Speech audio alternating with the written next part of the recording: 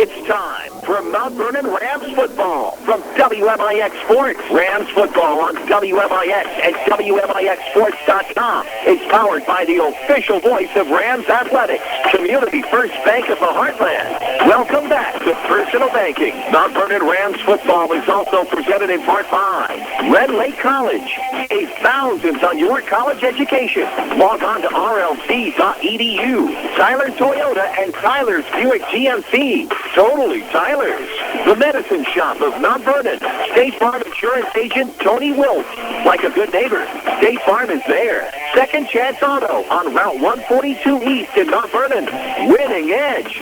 See what they can customize at winningedgeusa.com. Schmidt Chevrolet Cadillac of Mount Vernon. And also by Pantera Bank. Banking with local style. The Orthopedic Center of Southern Illinois. Landers Collision Centers of Mount Vernon and Salem. Big or small, Landers fixes them all. Schmidt Ford of Salem. People's National Bank. Ford Square in King City Chrysler. You can count on us. And Bird Watson Drug of Mount Vernon.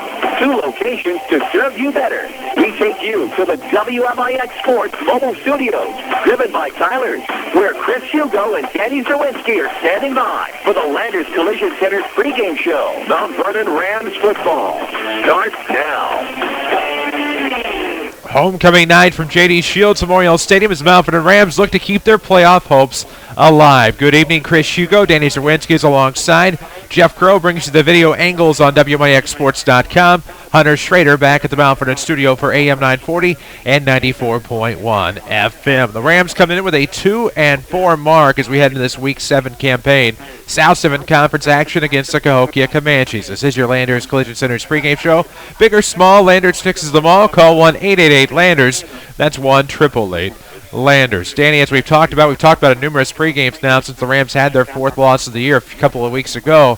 Each and every time out, the Rams must win if they're going to have any hope of making the 2014 playoffs. Well, step 1 was last week at Carbondale, a very convincing win on the road in Jackson County. Step 2 tonight, hosting Cahokia, who, for the Comanches, it's been a season of ups and downs, finally getting some people back healthy and finally getting some offense on the board. But tonight, everything changes. Everything goes out the window. You don't know what's going to happen because the weather here tonight is terrible, wet, muddy. The field is underwater in a lot of places, so anything can happen on a night like tonight.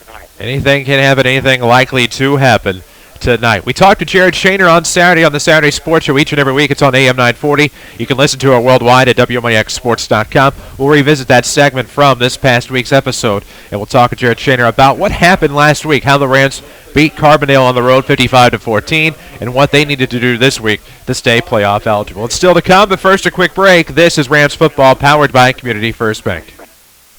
Hi, this is Joe David Cummins, president of Community First Bank. Now is a great time to move your account to Community First Bank. With our new One account offering the highest interest rate in the market, free checking, and CD specials delivered by people you know and trust, why would you not bank with the market leader in Jefferson County? We offer 5 locations with 7 ATMs and have been serving the Jefferson County market since 1906. Stop in and see why our bank is the fastest growing bank in Jefferson County. Community First Bank. Welcome back to Personal Banking. Member FDIC. Watch the Rams online at WMIXsports.com. Powered by Red Lake College. Welcome back to your Landers Collision Center's pregame show, WMIX FM, AM 940, and WMIXsports.com, where you can watch all of the action here tonight. We're talking with Mount Vernon Rams head football coach Jared Shaner. We sat down on the Saturday Sports Show this past week. We talked about last week's massive win over Carbondale and even previewed tonight's game against Cahokia. Is it going to be a distraction with it being homecoming? Find out as we talk with Rams football coach Jared Shaner from Saturday. So, Shaner, is it a good morning? Morning, guys. How are you? You know what? Fantastic. I think you have to be pretty excited after last night's big win over Carbondale, 55-14, just win over homecoming. And it just seemed like last night was a night where everything went right for Mount Vernon Rams football. Yeah, it did. It was one of the first night of the season where things just got rolling all the way. And catch some takes along the way and make some mistakes and, do 4 more games to get in the way and hadn't gone our way. So it was good last night. I was very proud of our kids and coaches and to come out and do a win like that so good and hopefully just on track for all of homecoming week this week. One of the things I noticed in the game was the offensive line. Late, there was some penalties thrown, but really I thought your offensive line did a very good job last night of getting out and getting blocks, including Dylan Reeves threw a block on a running back that went the other direction and tried to gain some yards. So I thought everybody did a great job last night blocking and not very many penalties at all when the game was on the line early on.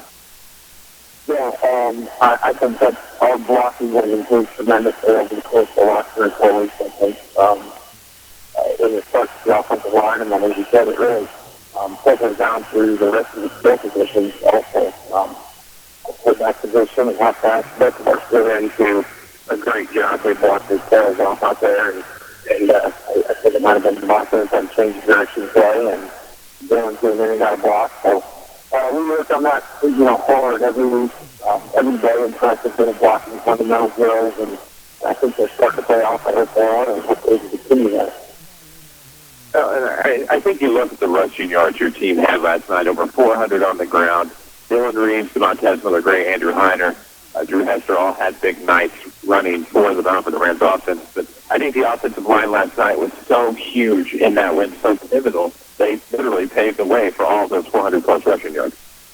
Yeah, it looks like the Vernon Rams side has really improved that defensive down and done a great job and they've improved.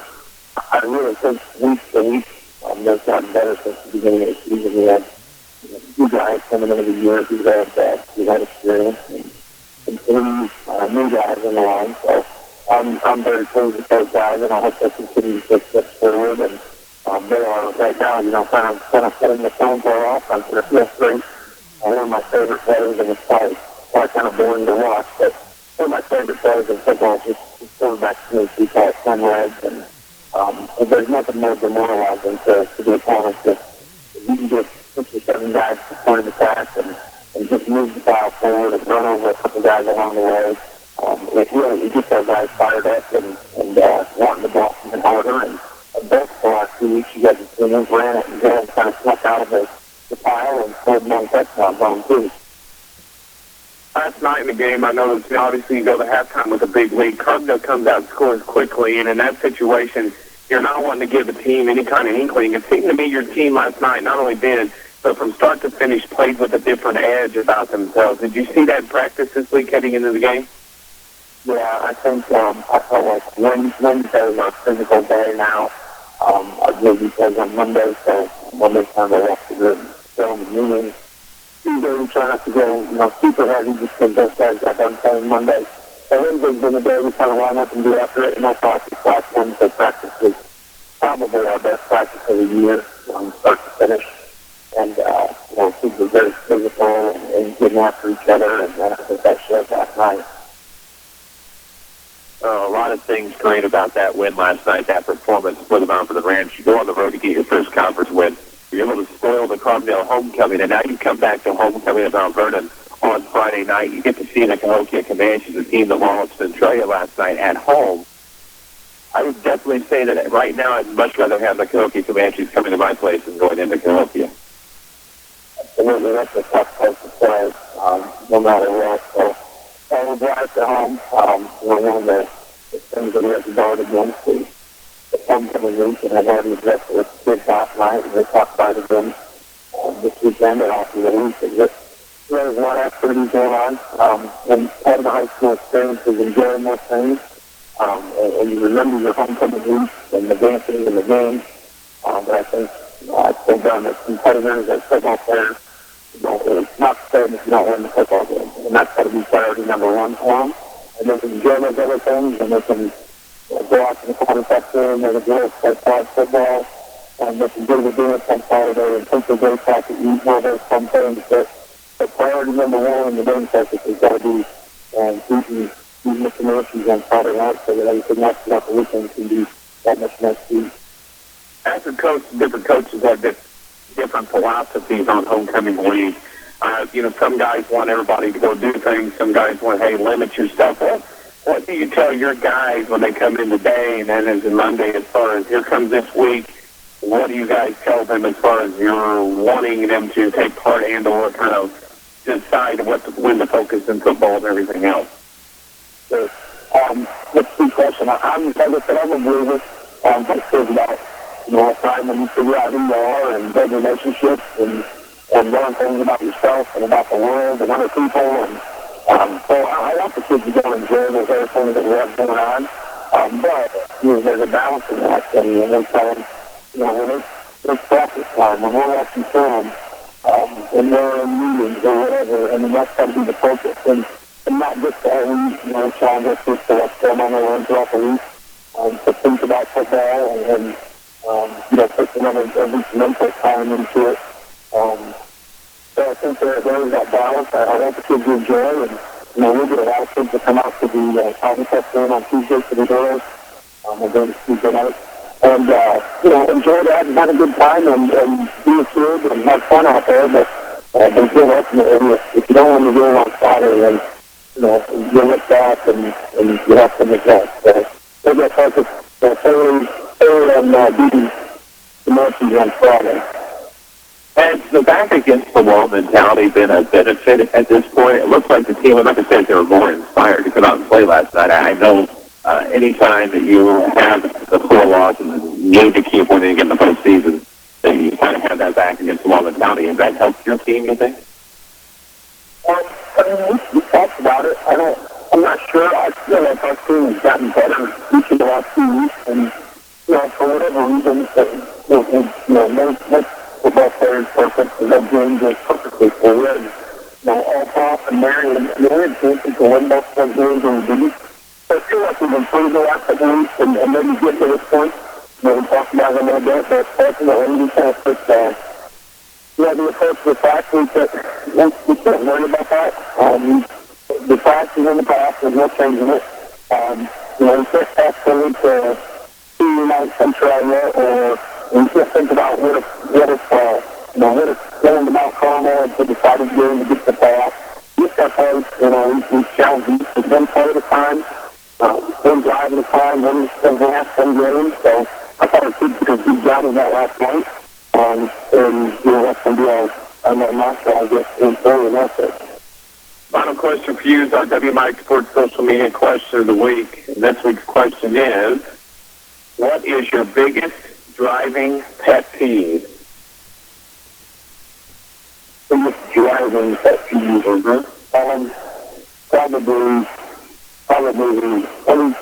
probably the speed limit driver gets frustrated that you're 30 mile an hour zone and somebody's going 15 or something that you can't get out. Probably the most aggravating thing about under the speed limit driver is that under the speed limit driver always wants to remind that it's a speed limit, not a speed minimum. And that aggravates me. Yeah, well, I guess maybe I think in terms of that, I got so fast I go, at least he does. It's really to get back and, around them when you're stretched for time or on a one-lane road or something. So, pretty frustrating for me. There's no doubt about that. Coach, obviously a big win last night. Congratulations on that, and good luck this coming week, hopefully not against Cahokia. Okay, thanks for having me. We sit down with Jared Shaner each and every Saturday morning on the Saturday Sports Show. It's after the 8 o'clock news on AM 940 and WMIXsports.com. There's plenty more to talk about on your Landers Collision Center's pregame show. Expanded collision centers in Mount Vernon and Salem. Check out Landers Collision Centers at LandersAuto.com or give them a call next time you need them at 1-888-LANDERS. That's 1-888-LANDERS. Plenty more pregame coming. We have more to talk about. The Vernon Rams and the Cahokia Comanches. It's homecoming night. It's a South 7 Conference showdown. Stay tuned here on WMIX. This is Rams football from WMIX Sports. Dig in with full-contact coal miner training at Red Lake College.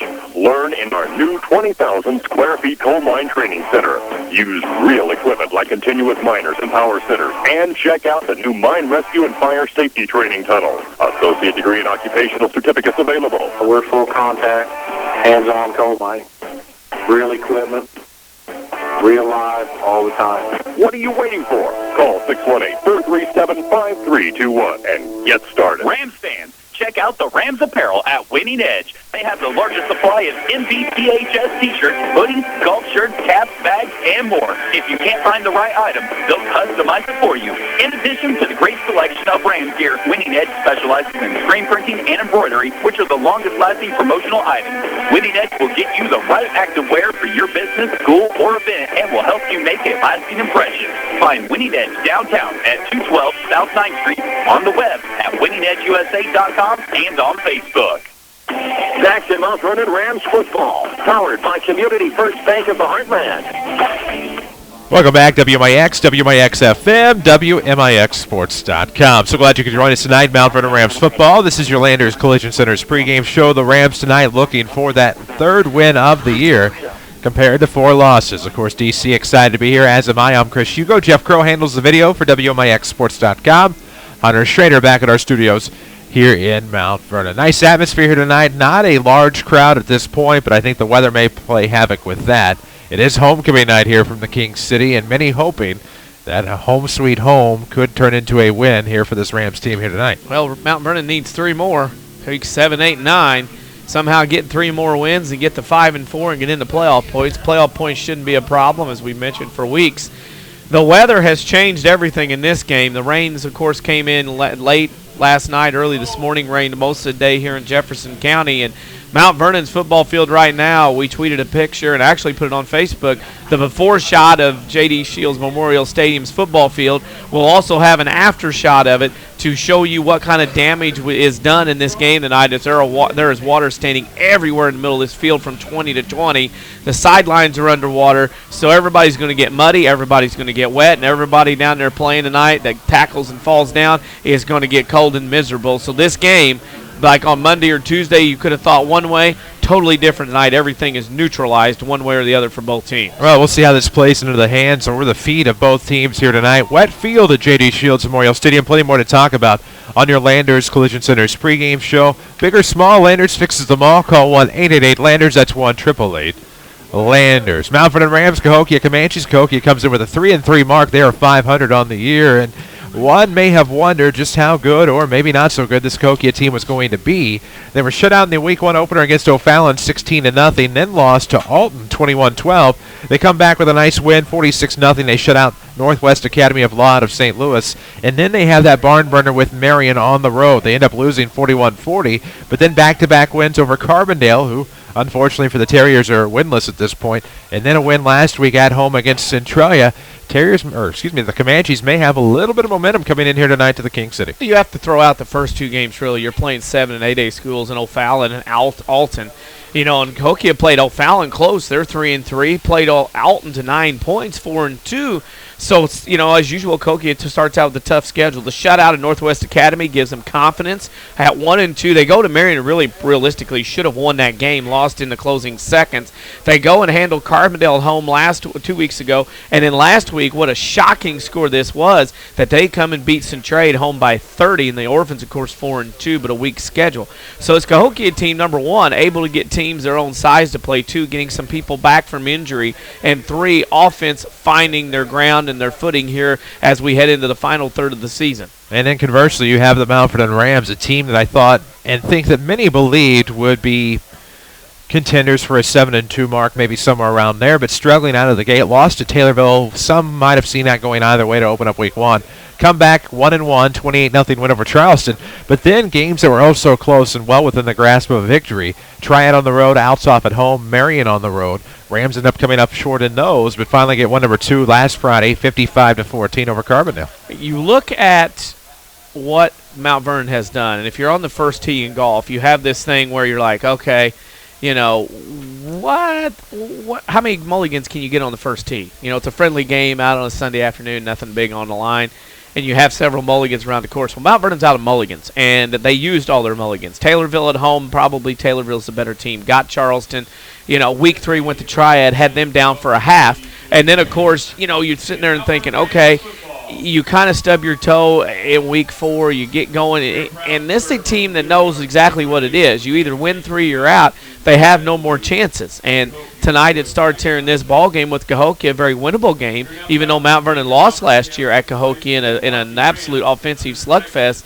An opportunity here to win here at home and continue that train the next week here at home against the Orphans of Centralia. Well, that's the thing. It's going to be an emotionally charged night tonight. you do have homecoming night here in front of us. The next week is even more emotionally charged. You'll have Pink Out Night. It's going to be a special night.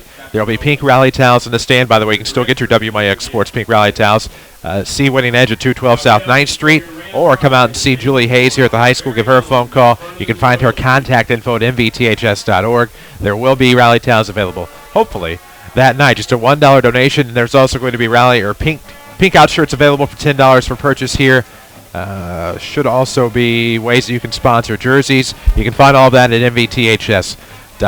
But we hope you'll show up next week. It'll be the Centralia Orphans in town. Centralia, a team, again, another 4-0 start. They have now lost 2 consecutive. Coming to week 7, they actually welcome the Marion Wildcats in a game that I think many thought might be a contention for the South 7 Conference title. They trip up last week, have a tough Marion team tonight before closing out the conference schedule here. Well, and also Centralia closes out Evers Field tonight, the final home game varsity-wise at Evers Field for Centralia football before they move down the street to the east to the castle at Calumet. They have the goalposts up at the football field behind the high school. Saw that a couple of weeks ago on the way back from the golf course.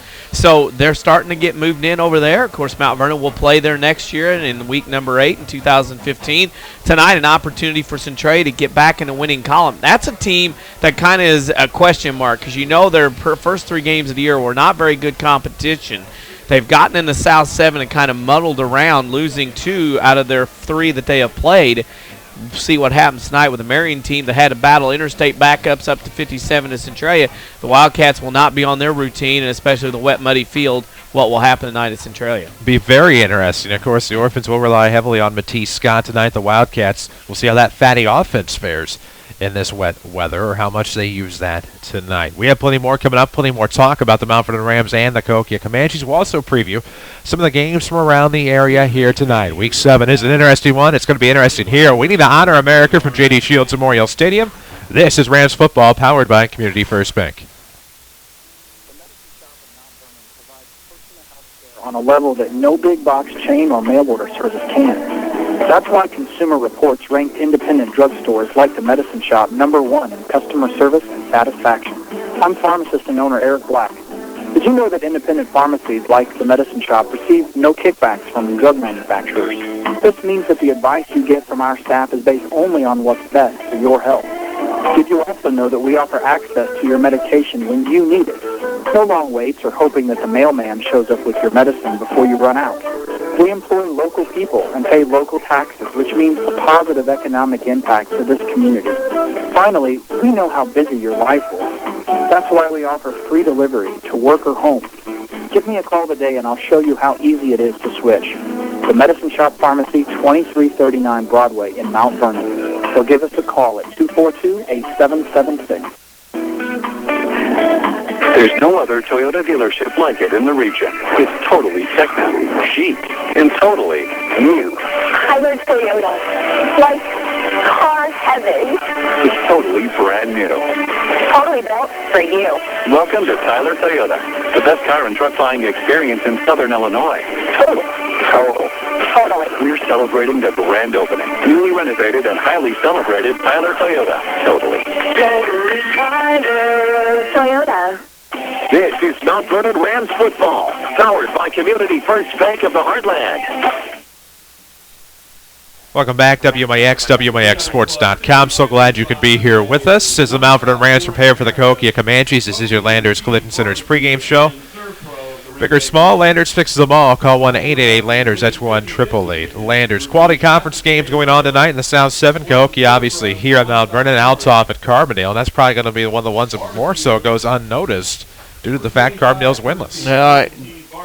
That's one of those here where Carbondale is trying to win a senior game and before they go on the road the last 2 weeks. And then, of course, you have Altoff, who is trying to continue their role. They're doing very well right now, except for that stub their toe blowout last week against Marion. They're trying to get back in, but boy, oh boy, it is a case there where Carbondale's just had a down year, and there's not much the Terriers can do. Not much the Terriers can do at all. You take a look at the river to river tonight. AJ's at DuQuoin, Carterville at Sparta, Nashville at Pinckneyville.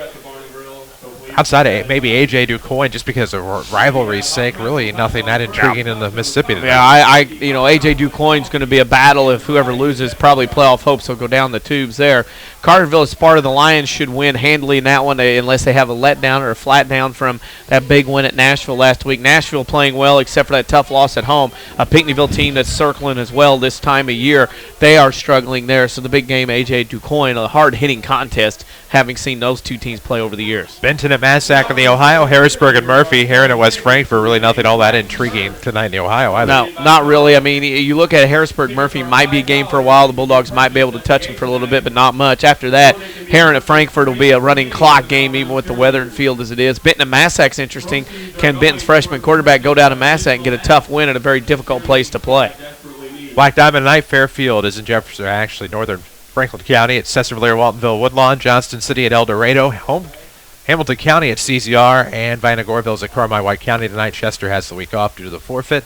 Really outside of the Dan Ming's homecoming to El Dorado, Fairfield at SVWW is always a quality matchup. I guess Hamilton County CZR could be a close. Fairfield SVWW takes a turn to the south for the Red Devils. I don't think they were happy to see this rain, mud, muck come in tonight for their home game against the Mules. I think they'll have trouble with Marlowe to Owens, that connection that they have all the time that was brought up on Channel 3 last night.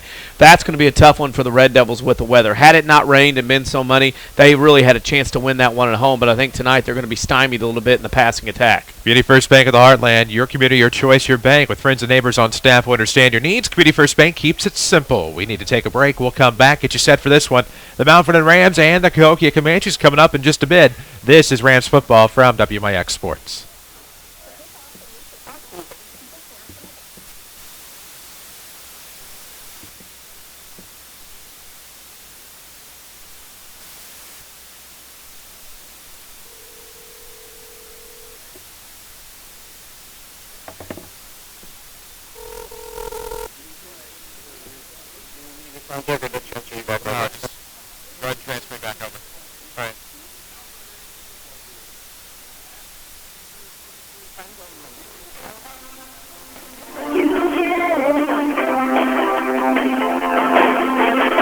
Hi, Roy Schmidt, Ford Lincoln dealer at Ford Square, Mount Vernon. Summer is here, hot weather, swimming pools, the lake, baseball games, and it's vacation time. Stop in and talk to one of our friendly, no-pressure salespeople for your next new Ford or Lincoln vehicle. With 0% financing available, a large inventory of new cars and trucks, $0 down, and great rebates make summertime the time to buy. And we're always in need of nice one-owner trade-in.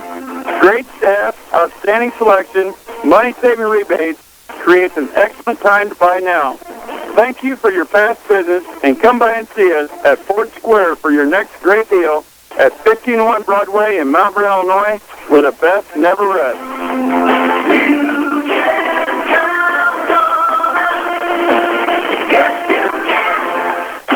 Your home for the Mount Vernon Rams is WMIX Sports, powered by Community First Bank. Welcome back, WMIX, WMIXSports.com. Glad to have you tonight. Landers Collision Center's pregame show. Chris Hugo with Danny Czerwinski alongside Mount Vernon Rams, Cahokia Comanches here in front of us tonight. Ford Square, King City Chrysler bringing the starting lineups tonight. Express Lane, faster oil changes and more, 1603 Broadway in Mount Vernon. It's service without an appointment. That's 1601 Broadway, 1603, Broadway in Mount Vernon. Of course, the Rams offense has been high-powered most of the season. Rams defense has had its moments as well. You can find previous State Farm players of the game at WMIXSports.com, as the offensive line was your POG last week. The defense has gotten a nod as well. You'll have to find all of their mugs up at WMIXSports.com, but it's going to be some familiar faces tonight as we get to know the Mount Vernon Rams offense when they take the field. Do we have the defense and the offense? What was as current as I have in my grubby little hands? Yes. Beautiful. The defense for the Rams, if that's what you're hinting at. I didn't see the coin toss. Well, that's okay. We're going to give it to him anyway. I mean, they'll both be out there. The defensive line tonight, as I got to look through my ink here and make sure I do it right. Trevor Schubert, Brighton Steele, Brighton Bowers on the defensive line with Sam Curry. The linebackers, Remington Paris, Drew Hester, Andrew Heiner. And then, of course, you look at Gage Burrows, Mikel Johnson, Xavier Tyus, and Derek Waith on defense for the Rams. For service without an appointment, it's Express Lane, fast oil changes and more, 1603 Broadway in Mount Vernon. Just pull right on in. They will be ready to service you at King City Chrysler. So glad you could be with us. As we said, follow us on Twitter at WMIX Sports. Same location for Instagram. We have SoundCloud, YouTube, as well as Facebook. Find us on all of the social media here at WMIX Sports. As we are about to get underway, homecoming action tonight, the South 7th Conference Showdown between the Mount Vernon Rams, who are 2-4, and the 3-3 Cahokia Comanches. Comanches, I believe, to be one. I don't have their conference mark in front of me. The Rams, of course, are 1-2 in the South 7. Mount Vernon Cahokia right now is 2-1. That's right. Because of their wins versus Centralia and Carbondale at home, lost at Marion by 1. So they'll reenact the coin toss, not at the 50, but at the 45, because the 50 is underwater. It is not very good playing field conditions at all. Well, that could be something that plays into the hands of the Rams tonight as we look for the keys to the game. Well, one is going to be dealing with the conditions. I mean, you're going to have to be mentally tough on both sides. I don't care what you do. Number 2, Mount Vernon's best interest is to hold the football, run with the football, and keep it away from Cahokia, even though Cahokia won the toss and will receive. You have to have your offense run the football tonight. Third thing, turnovers. This ball's going to be slick. It's going to be wet. You're going to have it against wet clothes, wet arms, wet body. You're going to have to take care of the football in that way. But Mount Vernon's best interest right now, their offense needs to churn out some yards and keep what could be a high-powered offense to Cahokia off the field. The other thing in this is the offense has so much of an advantage tonight because the defense always has to react. So the offensive guys have more of an advantage unless you turn the ball over. So we will see what happens. Cahokia has the right to receive the opening kickoff here tonight, and we'll see how the Comanches do. They will go right to left to start. They're in their away wide, so we'll see how long they are wide with this muddy field. Blue trim, blue numerics, a white helmet with a stripe from front to back, and, of course, the Comanche insignia on their solid white helmets.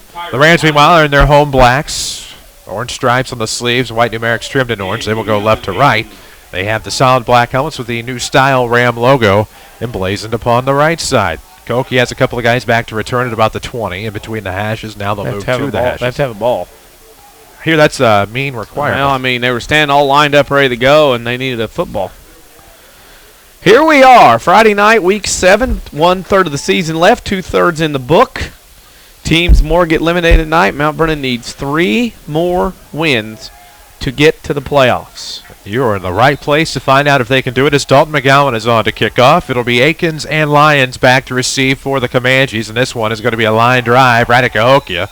No choice but to fall and dive upon it as Antez Stevenson will make the fall at about the 37-yard line. It'll be 1st and 10 for the Comanches. We'll see how this Ram defense can do faced with the first possession of the game.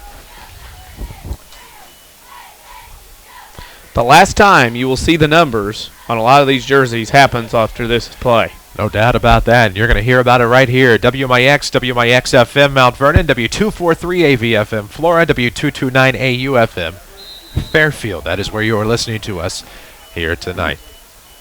Just underway from J.D. Shields Memorial Stadium. Nothing, obviously. Scoreless as Cahokia has the first drive of the game. It's going to be a quick pitch to Aikens on the right side. In the backfield, now to the 40. Breaks through, trying to get to the 45. Still on his feet midfield. He's going to race to the far sideline. 40, 35, 30. He'll be chased down, and that's going to be a great tackle by Jylen Rush at about the 20-yard line. That's going to be quite the run for the Comanches. That will be a run of about 30-ish. 25. 52. 52. 5-2. Oh, yeah, I see that. He was on that side, and you made it to the other part. That's a 52-yard run. I was looking at you in the 30 yards and 22 on the other side. And Cahokia, like I said, missed a couple of tackles. They get loose, sprung for a big run, and now knocking on the door already here in this one. I think the important thing was he found a way to stay on dry field and found some running room. 1st and 10 now for the Rams. It's inside the 20 in the red zone for the Comanches. Out of the eye, and now it's going to be a handoff. No, it's not. It's going to be fumbled. The quarterback, Session, running for his life as he gets to the outside. He'll be brought down for a significant loss at about the 29. It'll be a loss of about 10. It'll bring up about 2nd and 20 with 11:21 to go here in this scoreless first quarter. Big play taken back away due to the fumble. And that's going to happen here tonight. I mean, I don't care who you are. These guys, these players, not used to these conditions. Hands are going to get cold. They're going to get wet. And then they're going to get numb from the cold, and it's going to be miserable for quarterbacks here tonight. So 11:02 to go in the first. No score yet. Mount Vernon, Cahokia, South Summit Conference action as the Comanches will go out of the eye with this receiver split to the left. That is Tyron Lyons, and a receiver split to the right side. Two backs, the quarterback under center. Finally going to be an inside handoff this time. Not going to go for much. It'll bring up third down. Went off tackle right up the gut. Be a gain of maybe about 2. As I did not get the ball carrier. Number 25, the big stand here from Mount Vernon. It's 2-down territory, obviously, on a night like tonight. You make a stop here on 2 plays, keep Coke out of the end zone, then grind it down the other way. The defense tonight from Mount Vernon will have to be very aggressive up front. We're going to see how aggressive here on 3rd down and 16 from the 25-yard line. Ball is going to be on the far hash in Mount Vernon territory. Right to left go the Comanches, still out of the eye. And this time it's going to be a handoff to Akins. He's going to run up left side. Found a nice little gap. He'll break through. He has room. He gets in the end zone. No flags. It's a touchdown. It'll be a 25-yard run for number 25, Kevion Akins, and it's 6-0. Well, that was too easy. There was nobody wanting to hit, tackle, or wrap that time in a black jersey. And unfortunately for the Rams, they go down 6-0 here early on. Broadcasting live from the WMIX Sports Mobile Studios, driven by Tyler's. Why play the financing waiting game? Become pre-approved right now. Apply online at tylertoyota.net. It's totally Tyler's. It's totally a Cahokia lead right now. The two backs behind the quarterback. Nope, going to go single back set this time. Going to be a bit of a pistol here for Cahokia. Going to play action over to the right side. The quarterback Sessions trying to make his way into the far corner. Does. It's 8-0. Comanches on top. And just like that, they take the early lead here on the road at the King City. Very disappointing defensive effort from Mount Vernon that time. You have guys there that look like they don't want to get muddy, don't want to get dirty, don't want to lay a hit in this cold weather. And right now, that was pretty easy for Cahokia to march down the field. Not necessarily a running team, able to get 8 quick points there. No, it's not what you wanted to see if you're the Mount Vernon Rams, I can tell you that right now. But you're seeing it online at WMIXsports.com. Video coverage powered by Rend Lake College, where they offer over 100 degree certificate programs for thousands less. See which is right for you with full descriptions at rlc.edu and apply online while you're there. 10:07 left here in the opening quarter, 8-0. Cahokia on top. We'll have other scores from around the region tonight, presented by Bird Watson Drug. As we wait the kickoff from Robert Jackson. Back to return for the Rams. It'll be DeMontez Miller-Gray. He will be the deep man. If there's any distractions from Mount Vernon this week, that might have been a problem there. They did not look like they wanted to touch anybody in a white jersey there. They were not pleasing on defense that time for the eye. They were able to slip through as this one will take a bounce to about the 20-yard line. It'll be Jylen Rush coming to the near side, trying to get to the 30. Found a nice block now to the outside at the 35. Ran into a couple of guys, will dive forward past the 40 to about the 43. And the Rams are going to 23-yard kickoff return from Jylen Rush with 9:58 to go in the first, trailing 8-0. Not going to be a lot of guys being able to stutter, step, and dance and go side to side tonight. You'll fall down. On this field that runs north and south, you're going to have to run north and south and get in those holes and go. You can't pitter around going east and west here very long. You either slip or get caught. The traction is just not very good. No, it's not. We're going to see how this impacts the Rams offense. Split to the right, to the left. It'll be Waith and Tyus, your receivers. Hester, Heiner, and... Had to get the football tee. There was 12 guys on the field. DeMontez Miller-Gray is the other back. The quarterback, Dylan Reeves, will be under the center tonight.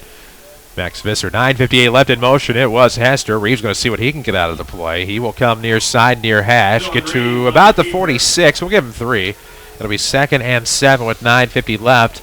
Here in the first quarter, 8-0. We're glad to be back on WMIX FM tonight. We're here all season long, still on AM 940. Here definitely next week. The regular season ender against Mount Carmel on the road will depend on the St. Louis Cardinals if they make the World Series.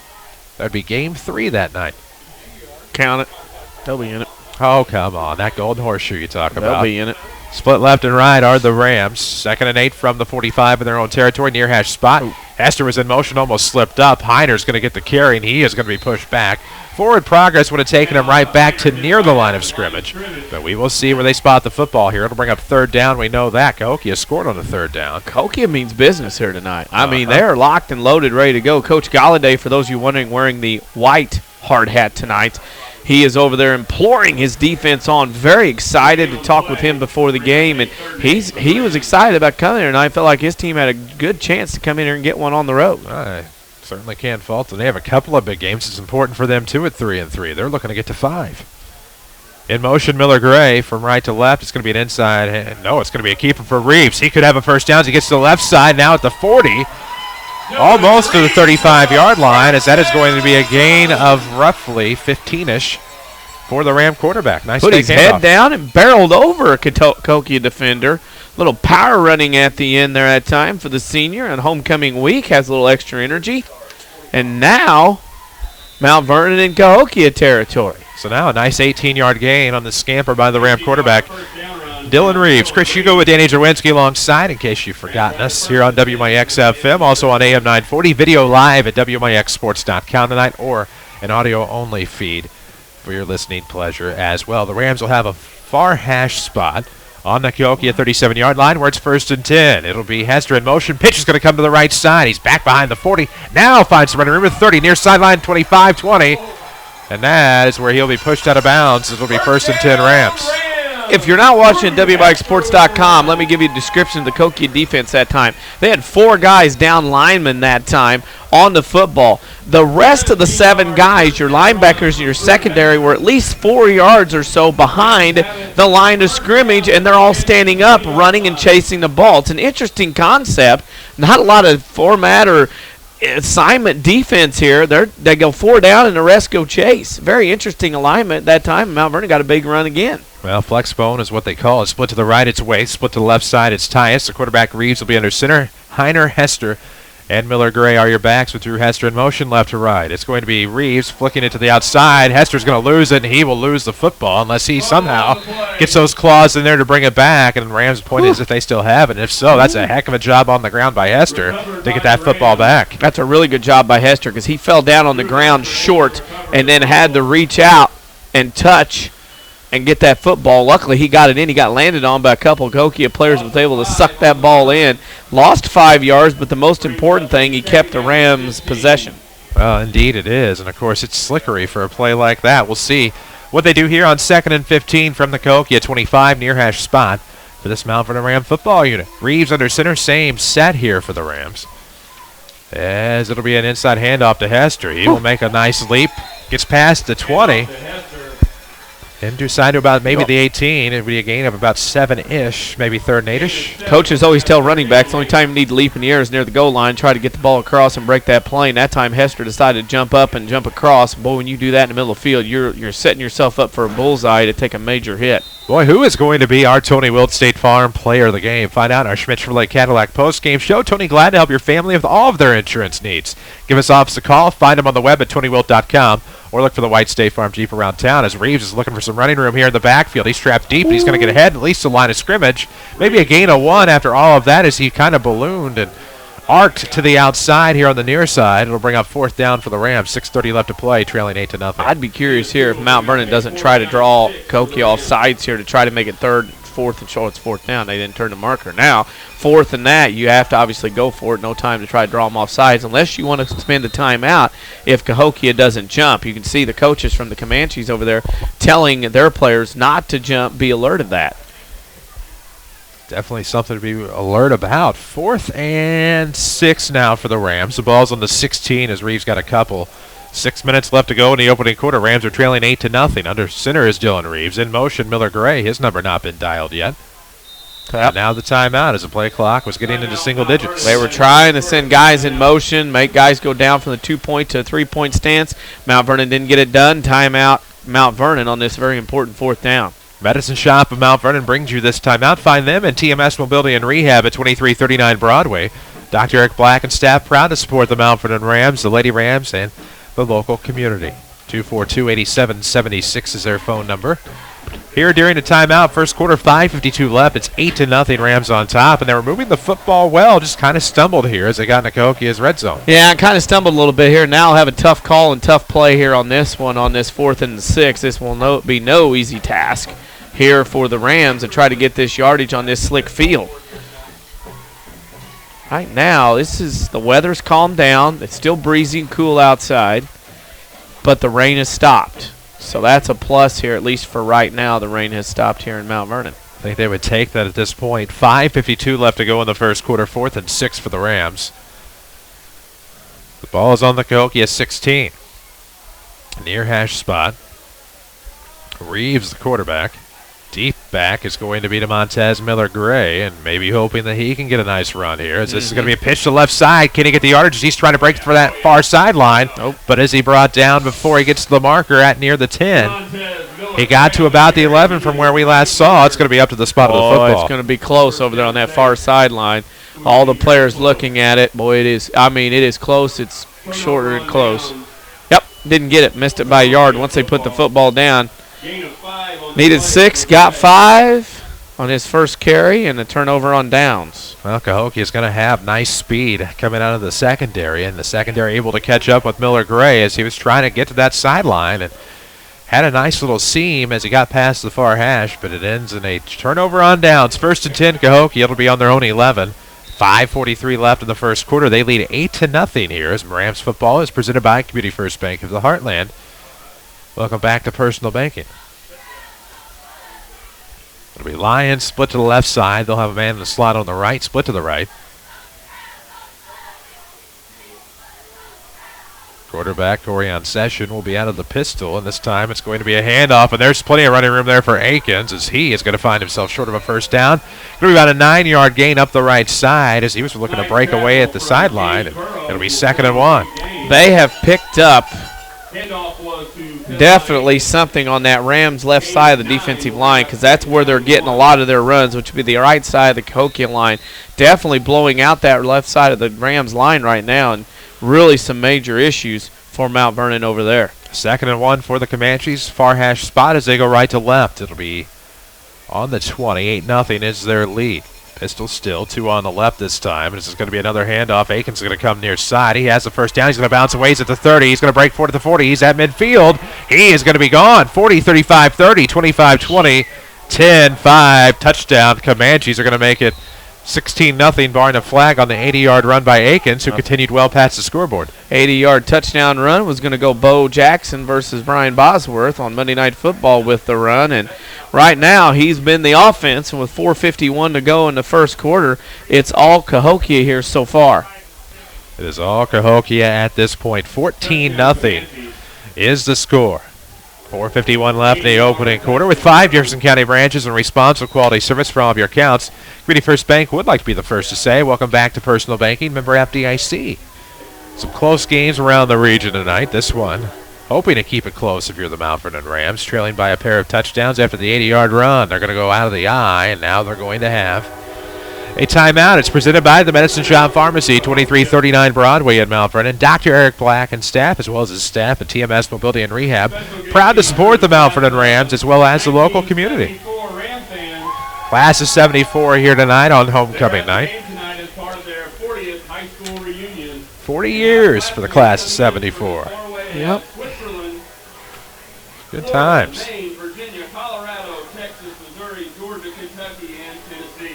Chris Hugo with Danny Czerwinski alongside here on WMIX, WMIX FM.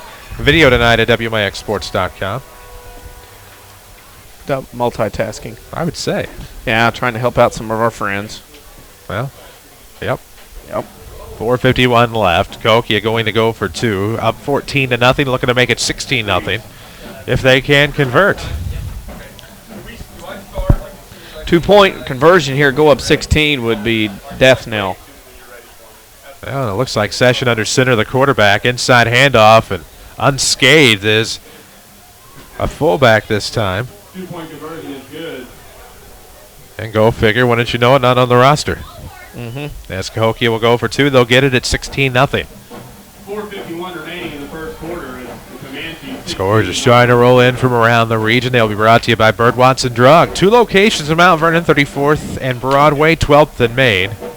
Well, 2 locations to serve you better. that'll take the wind right out of the sails, making it 16-0. Highland up 21-zip on the road at Waterloo. Boy, they've been good all fall. DuQuoin is trailing Anna 7-6 at the end of 1. Centralia trails Marion 6-0 early on. Actually, that is at the end of the first quarter now, so I battled the hiccups. You'll have that. Fairfield leads SVWW 8-zip. El Dorado over JC early 8-zip. It's now Cahokia to kick off again. Miller, Gray, and Green set to return. DMG will have it at the 10, coming near side. He's at the 20 at the hash. He'll cut back inside near the 30. He'll get to the 29. So nice return there for Run DMG. 4:45 left here in the first. 16-0 to score. As the Rams still looking to stay playoff eligible here, trying to get past the Comanches. But right now, the Comanches on top, 16-love with 4:45 left. Yeah, Kavion Atkins been the difference in this one. 77, 85, 165 yards already. So now the Rams will try it again. Near hash spot at their own 29-yard line. Split to the left and to the right. Couple of wing backs and a tailback here for Jared Shaner's offense. And this is going to be Reeves keeping himself, and he's not going to get anywhere here. Looked like a fumbled football at about the 25. So it is a loss if they don't lose it, and they have lost it. The Comanches will recover the fumble. They'll have it 1st and 10 from the Mount Vernon 25. This is not exactly at all what Mount Vernon won. They have come out and, to me, I think look very flat. Maybe the weather, maybe the mud, maybe the cold, maybe homecoming, maybe Cahokia, maybe who knows. Mount Vernon does not have that same zip that they did last week at Carbondale as of early. And with 4:38, they turn the ball over. 4:38 left in the first quarter, 16-0 Cahokia. And this offense thus far able to pretty well score at will. Pistol set, 2 to the right, 1 to the left for the Comanches. And this is going to be a handoff, looked like, to Kevion Akins again. He'll be shy of the line of scrimmage. Forward progress might get him a loss of about 1.5 to bring up 2nd and long with 4:28 left to go. Well, you just never know. I mean, this is one of those where you just cannot figure this game out. Right now, Mount Vernon has got to figure out. They're running a little misdirection in the backfield, and then they turn and darted up the right side of the line, and Mount Vernon right now not able to figure things out, at least early on. 4:06 left to go in the opening quarter. 16-0 score. 2nd and 12 for the Comanches. The ball will be in between the hashes. As Cahokia is looking to make it a 3-score game if they can get back into the end zone. It'll be split to the left and 2 to the right. This quarter right here is your season. Yeah. Hate to say it, down 16, but if you let them score here, you're going to be in some trouble, and Cahokia is going to have to take a timeout. As there is a flag, they're not going to get the timeout off. It's going to push them back 5. It'll be 2nd and 18. 3:48 to go in the first quarter. 16-0 Cahokia is on top. Good to visit with some people before the game. We got to see Bryce Williams. He is the voice of Saluki women's basketball for Learfield Sports. Also works for our Marion Carbondale properties for Withers Broadcasting. Craig Schote before the game as well, TV3. 3:48 to go. Speaking of which, here in the first quarter, looking for a quick slant pass. It's not going to happen. Intended for Lions as it buzzes through his hands at about the 25. It'll bring up 3rd and 18 with 3:44 left. Clock will stop. 16-0 Cahokia on top. And with a play like that, they're looking to make it 24-0. Now, they're going for jugular. I think they feel like they've got Mount Vernon reeling a little bit on the ropes, kind of wobbling. And in this case, they're going to try to go for a quick slant, break a big pass, and try to get a first down. The game clock is the play clock has to be reset now at 25, and here they go to head to reset. Cahokia will reset their offense. See what they elect to do here. 3rd and 18 from the Mount Vernon 33 on the near hash spots. But to the left side, it'll be Lions.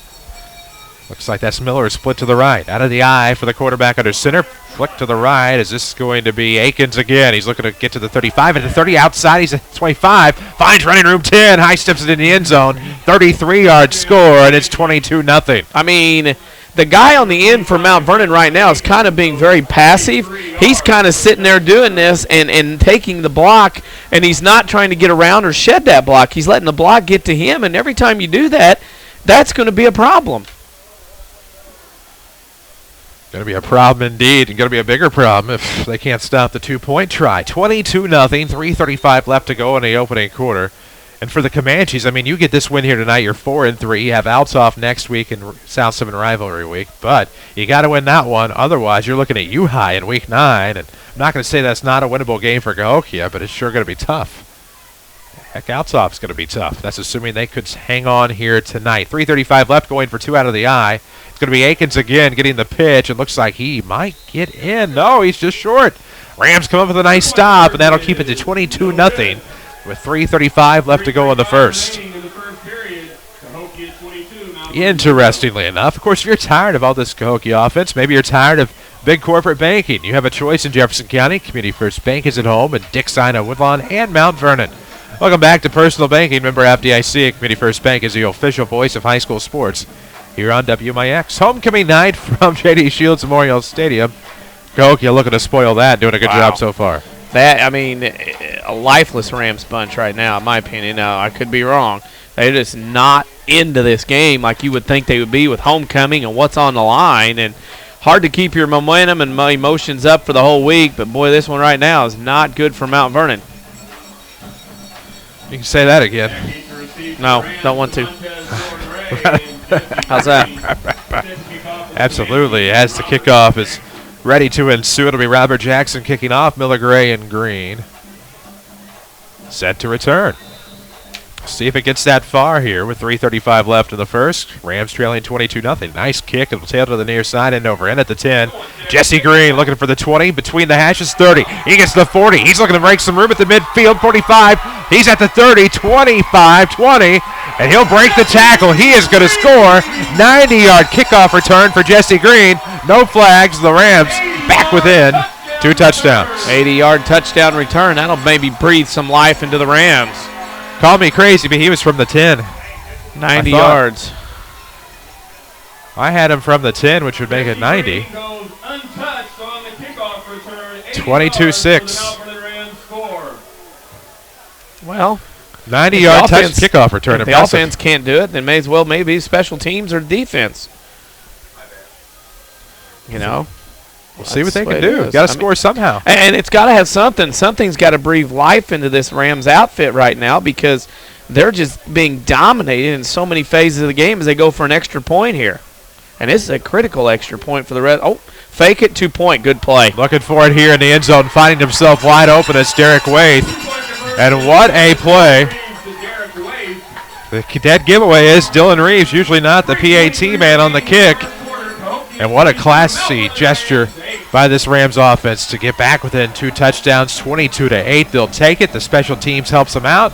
3:23 left in the first quarter, and I think you're very happy with how that turned out. It's one of those deals where you have to be able to figure out ways to get offense. And right now for Mount Vernon, it is the case there. They did a good job. They got something going, at least on special teams, was they were able to return the kick. And because of that, able to get back in this ballgame a little bit, back within a couple of scores. Well, and for Jesse Green, I mean, coming in here tonight, that is a big kickoff return. The Rams have yet to score until tonight. On a kickoff return, that will obviously erase the previous long of 48 yards. But for Jesse Green, he's averaging 22 yards a return. Now his average is going to go up immensely to about 60-ish. Fairfield up 8-zip at the end of 1 on the Red Devils. Another Bird Watson Drugs scoreboard as McGowan with the kick. That one had some weird English on it to about the 34. Ooh. Where falling on it is number 12, Marquise Murray.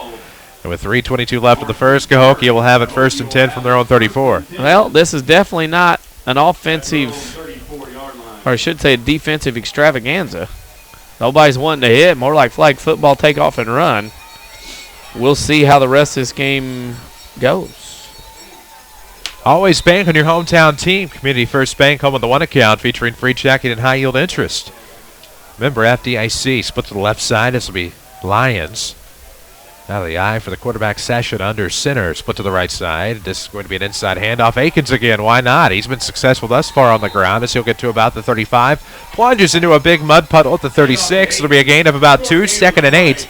With 3:10 to go here in the first, is 22-8 Cahokia. Guy that almost has 200 yards in the first quarter. You're just happy to get him on the ground with that kind of gain.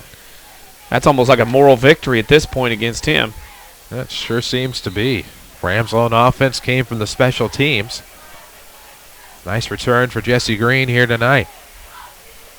See if they can come up with a defensive stop now. 2nd and 8, 2:49 left in the first. Ball inside the far hash at the 36 in Cahokia territory. Under center, the quarterback session. This one will be an inside handoff, and not going to get much as there's a wall of Rams there, and that's not going to be a loss, but it's not going to be much of a gain either for the Comanches. Little different fire to the Rams right now on defense as of this point. As you see a lot of good things going on here for the Rams. If they were to get a stop here, maybe you could do something. Well, bringing in their fullback again, who didn't get much on the carry. Again, nameless on our roster.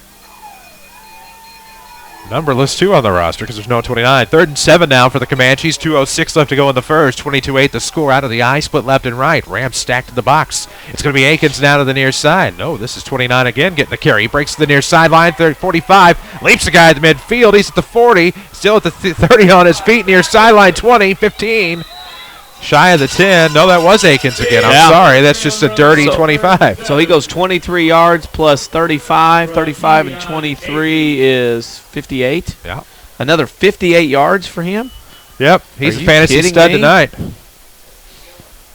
That gives him 169 plus 58. He has 222 yards in the first quarter. How many touchdowns does he have? 3. 3 touchdowns. So you're at 22.5 points there. The 3 touchdowns for 18. You're at 40. He has at least one 2-pointer. So he has 42 fantasy points if you use standard scoring. 22-8 the score here. It's going to be 1st and 10 near hash. In deep in Mount Vernon territory at the 14. Session, the quarterback under center. Going to be another pitch to the right side. Akins slipped up, and that's probably what cost him there. As he got right back to about the 14. It'll be 2nd and 10 with 1:27 left in the first. Well, 29's out there too, but I thought 25 had that handoff and got left and came this way. Looked like to me anyway. Yes. Oh, man. Somebody's got to make a stop on him. They're kind of in NBA Jam mode. They're going to go till somebody stops them. If there would have been rock and jock football, it would have been this right here. You got 3 touchdowns and over 200 yards in the first quarter. You've had a night and haven't even got out of the first quarter. It's almost like T.Y. Hilton in the receiving corps last night. Power eye. Straight out of the eye, I should say. And now a nice little handoff there, but there is a fumble. Do the Rams have it? They tried to get a little fancy, and they tried to do a double not a double handoff, but Leo Stewart came in to try to get the handoff right to left. They fumble on said handoff, and the Rams will recover on the Michael Johnson recovery. Yeah, that was the case there. Cahokia might have got a bit too fancy on that particular play and probably shouldn't have done all that trickery and that perfume stuff. Cost him that time. That'll be Johnson's 2nd fumble recovery of the season. 50.7 seconds left to go in the first. 22-8 Cahokia, but the Rams maybe can do something here offensively now. Looking for their first offensive score of the night as the quarterback Reeves will be under center, split to the left side, split to the right. Tyson Waithe, your receivers. Heiner, Miller Gray, and Hester, your backs, as Miller Gray is going to get the carry. And he doesn't get much on that, but the hyphen gets, I don't know, about 6 on the play, maybe 7. Wow. Nice spot on the football with 36 seconds left to go in the first. Always bank on your hometown team. Community First Bank, home with a 1 account featuring free checking and high-yield interest. 1 means more. Community First Bank of the Heartland. 5 locations here in the county. Split to the left, Tyus on the right, it's Waithe. Same backs in the backfield for Dylan Reeves and the Mount Vernon Rams. Looking to move the football here. Pitch to the left side. Miller Gray looking for 3 yards for the first down. He'll surpass that. Looking to get to midfield. We'll see if he brought down about the 45. Gain of about 18. It'll move the chains with 11 seconds to go here in the first. Well, now Mount Vernon's got their go that time. The offensive line knocked some white jerseys off, pinned them back toward the middle of the field, and the hyphen was able to get to the outside and head up the left side of the field. 11 seconds left. We'll see if the Rams are content with getting a playoff here or just switching sides as we near the end of this first quarter. That's exactly what they're going to do. At the end of 1, it's the Cahokia Comanches 22 and the Mount Vernon Rams 8. We'll take a break, come back, get you set for quarter number 2 here on Homecoming Night from J.D. Shields Memorial Stadium. This is Rams football powered by Community First Bank. Hi, this is Joe David Cummins, President of Community First Bank. Now is a great time to move your account to Community First Bank. With our new one account offering the highest interest rate in the market, free checking, and CD specials delivered by people you know and trust, why would you not bank with the market leader in Jefferson County? We offer 5 locations with 7 ATMs and have been serving the Jefferson County market since 1906. Stop in and see why our bank is the fastest growing bank in Jefferson County. Community First Bank. Welcome back to personal banking. Member FDIC. At Bird Watson Drugs, our pharmacists are your trusted healthcare resources.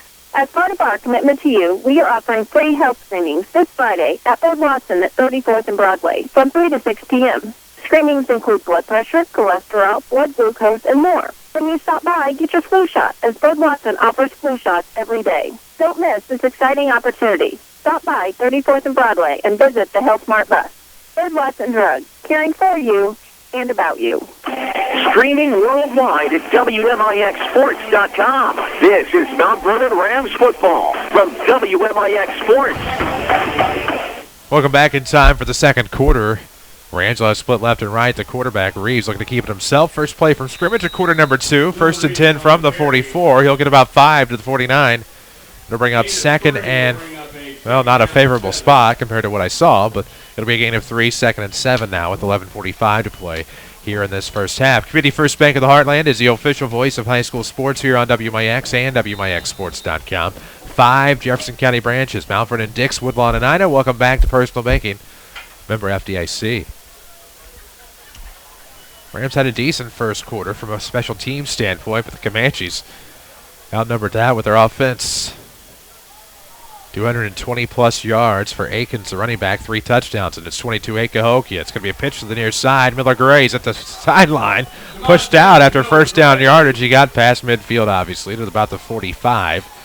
They're going to spot it just past the 45 to make it a first down. Yeah, and that was huge. Mount Vernon trying to get back into this one a little bit. First down, Mount Vernon. You can see Miller Gray get the wheels in motion. He is coming into the night just about 241 yards shy of 1,000 for the season. 45-yard line. Split to the right side on the left for the Rams. Ball into the near hash at about the 45. Cahokia territory trailing 22-8 with 11:11 to go here in this first half. Same 3 backs in the backfield. It's going to be an inside handoff now as this will come to Drew Hester. Tumbles forward to about the 39. It's going to be a gain of about 5 to bring up second and 5 with 11:02 left. Well, that will help.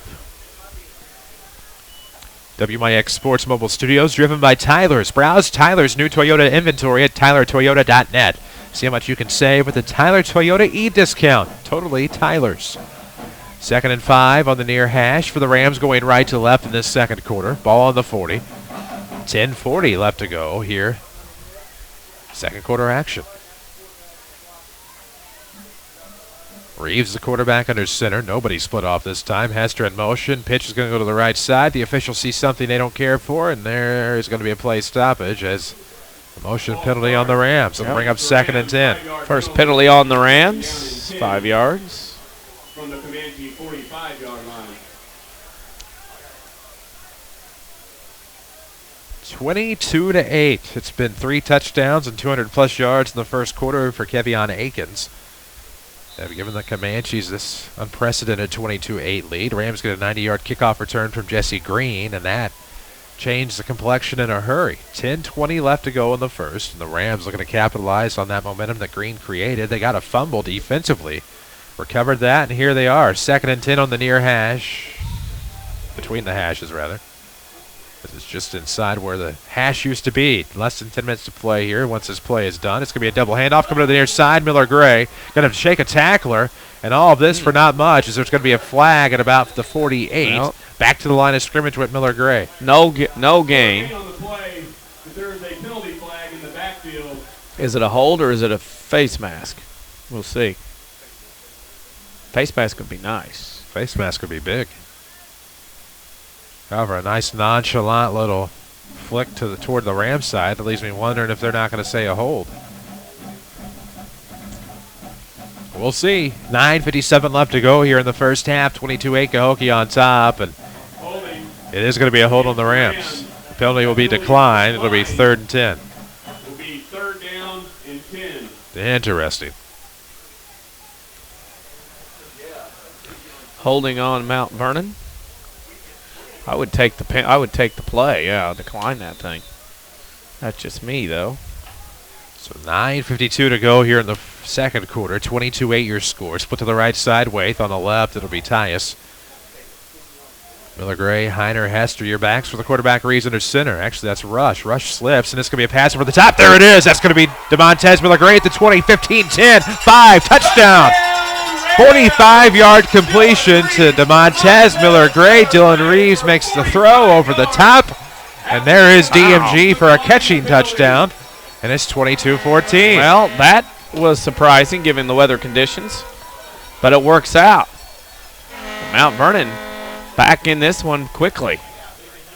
So with 9:34 to go here in the half, what a great passing play from Dylan Reeves. And quarterback came in tonight with a 45.7% completion percentage, up from about 33% a few weeks ago. So his pass is finding the mark. The Rams receivers hauling it in that case, out of the backfield, Demontez Miller-Gray finds himself a receiving touchdown and gets the Rams right back within a score. As they're going to go for two here, split left and right. It's going to be a pitch to the near side for Miller-Gray, and he's going to have to battle his way in. He finds his way, breaks the plane, and it's 22-16. Wow.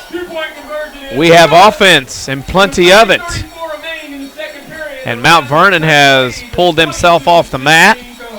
Probably had a 9 count, but was able to get back into this contest. Rams fans, if you haven't found the time to stop by the new Winning Edge at 212 South 9th, now you can buy your gear online. Log on to store.winningedgeusa.com. That's store.winningedgeusa.com. 9:34 left to go in the first half of play. 22-16.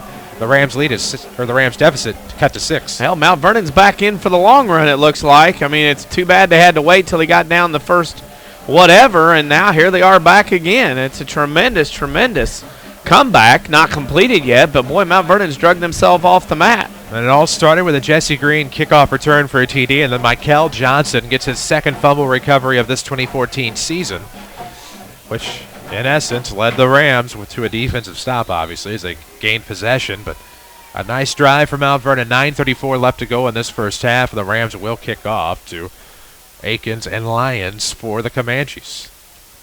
This one's going to be on the ground, and Cahokia will come up with it about the 40. Looked like that was again Murray. No, that was 42, not 12. Again, the mud on the jerseys makes it hard. That was Skurlark. And now the Comanches will have it 1st and 10 right about the 39. Well, this is a case here where the Rams need to get something going, and they are doing it right now defensively in this muddy, muddy mess. Atmosphere generated here at J.D. Shields Memorial Stadium. The fans that are here were on their feet after the touchdown. We'll see if the Rams can come up with a defensive stop as Cahokia has it. 1st and 10, near hash from their own 39. Left to right they go here in quarter number 2. Power eye now for the Comanches, split left and right. Session, the quarterback, under center. Dirty backs in the backfield with these muddy uniforms, looking to break right up the middle, up the gut in the power eye. To about the 44, it'll be a gain of 5 to cut it in half. It'll be 2nd and 5 now for Cahokia, as they went lead back on the carry. That wasn't our friend Aikens again, was it? No, that was 29. Jakari Howard. As now they're looking to go to Aikens up that left side. He'll get a nice block, and he'll break away. Midfield, looking to make some room. Pushes a guy down at about the 35. That's not Aikens, though. No, that's not. That's 35. Or is that Chris Griggs? Hold on. Is that Aikens? No, that's not Aikens. Aikens got big if that is. That's Chris Griggs. Yeah. Hard to see once those 40 yards. jerseys get so muddy. Yeah. 9 minutes left to play here in the half, and it's 22-16.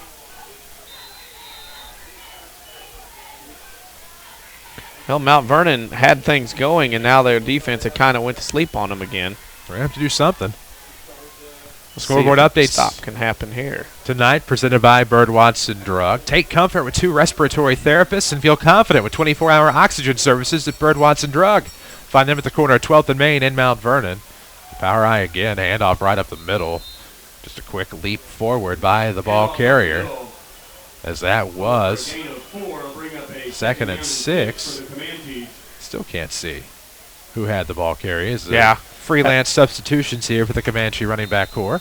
At this point, you were guessing based on the weather and whatnot. I think it was 29 again. Through again. Not on the roster. 8:19 left, split left and right out from under center.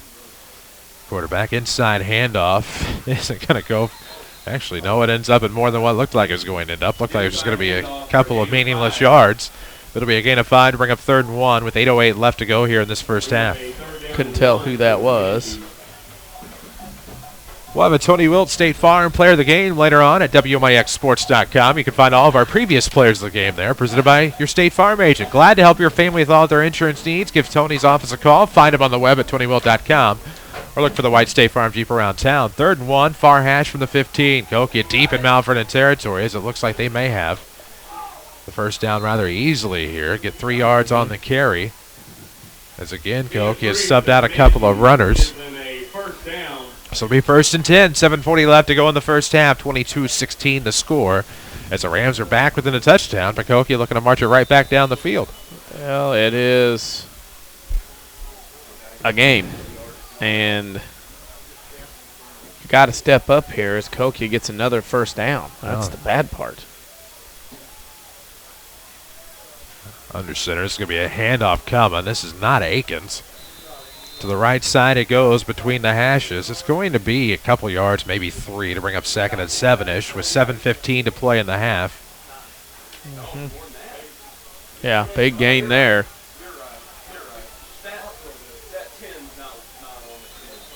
And right now it is, again, Cahokia going power football, which is a rarity.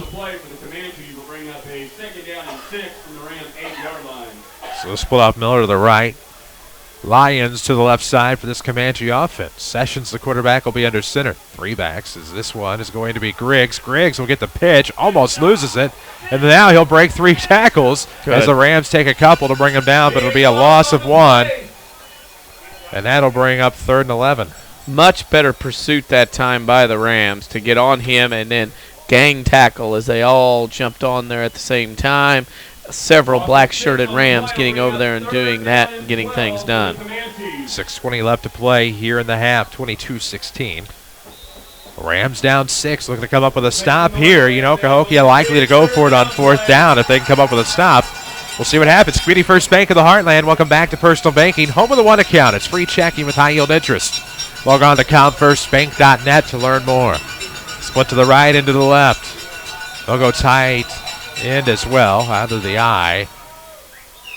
And we will have it. Timeout Rams. Rams will take the timeout. Presented by the Medicine Shop Pharmacy at 2339 Broadway in the King City. You'll also find TMS Mobility and Rehab. Altoff over Carbondale at the end of 1-14-zip. Marion leads Centray in the second, 14-6. Fairfield over the Red Devils, 8-zip at the end of 1. JC and El Dorado tied at 8 into 1. CZR over Hamilton County, 14-6 into 1. Carmi in the second, all over Vienna Goreville, 28-0. Second quarter, DuQuoin leads AJ, 14-7. Carterville at the end of 1 over Sparta, 16-zip. Nashville leads Pinckneyville into 1, 8-7. Benton over Massac into 1, 14-0. Murphy over Harrisburg, 23-0 in the second. Heron over Frankfort, 20-0. That is in the second quarter. Highland leads Waterloo in the second, 21-14. Mattoon in the second quarter leads at Effingham, 21-6. Columbia over Breeze Central, 6-0 into 1. Charleston and Taylorville are scoreless at the end of 1. And Carlisle leads DuPont in the second quarter, 42-0. Scoreboard updates presented by Bird Watson Drug. 2 locations in Mount Vernon. Enjoy the convenience of drive-through service at both Bird Watson Drug locations. Visit them at 12th and Main as well as 34th and Broadway in Mount Vernon. 3rd and 12 for the Comanches out of the Mount Vernon timeout. I formation, split left and right. The quarterback Sessions under center. 5:53 left, up 22-16. Looking for the quick pass. Incomplete, almost intercepted through the hands of Lyons as that was about the 5. Tyus almost came up with it. We'll take that. If they're willing to throw the ball the way they've been running it, that's kind of a win for Mount Vernon. And now 4th down, you have to make another stop, but at least if Cahokia is content with throwing the football, that means they're not very confident in running right now, and Mount Vernon has to feel pretty good about that. I feel amazingly good right now. 4th and 12 from the 14. Ball spotted on the far hash as Cahokia will come back to the line. 5:50 left to go in this second quarter, up a score at the Comanches, looking to get another. Again out of the eye. Split left and right. It's going to be a pitch to the right side. It's going to be fumbled. Some issues there. If the Rams could just swarm them and maybe even get the football. Either way, it'll be Ram football as it's fumbled by the ball carrier Akins. It'll be Ram football. What a turn of events. A pitch to the short side of the field. I mean, that's one of those you sit there and go, why?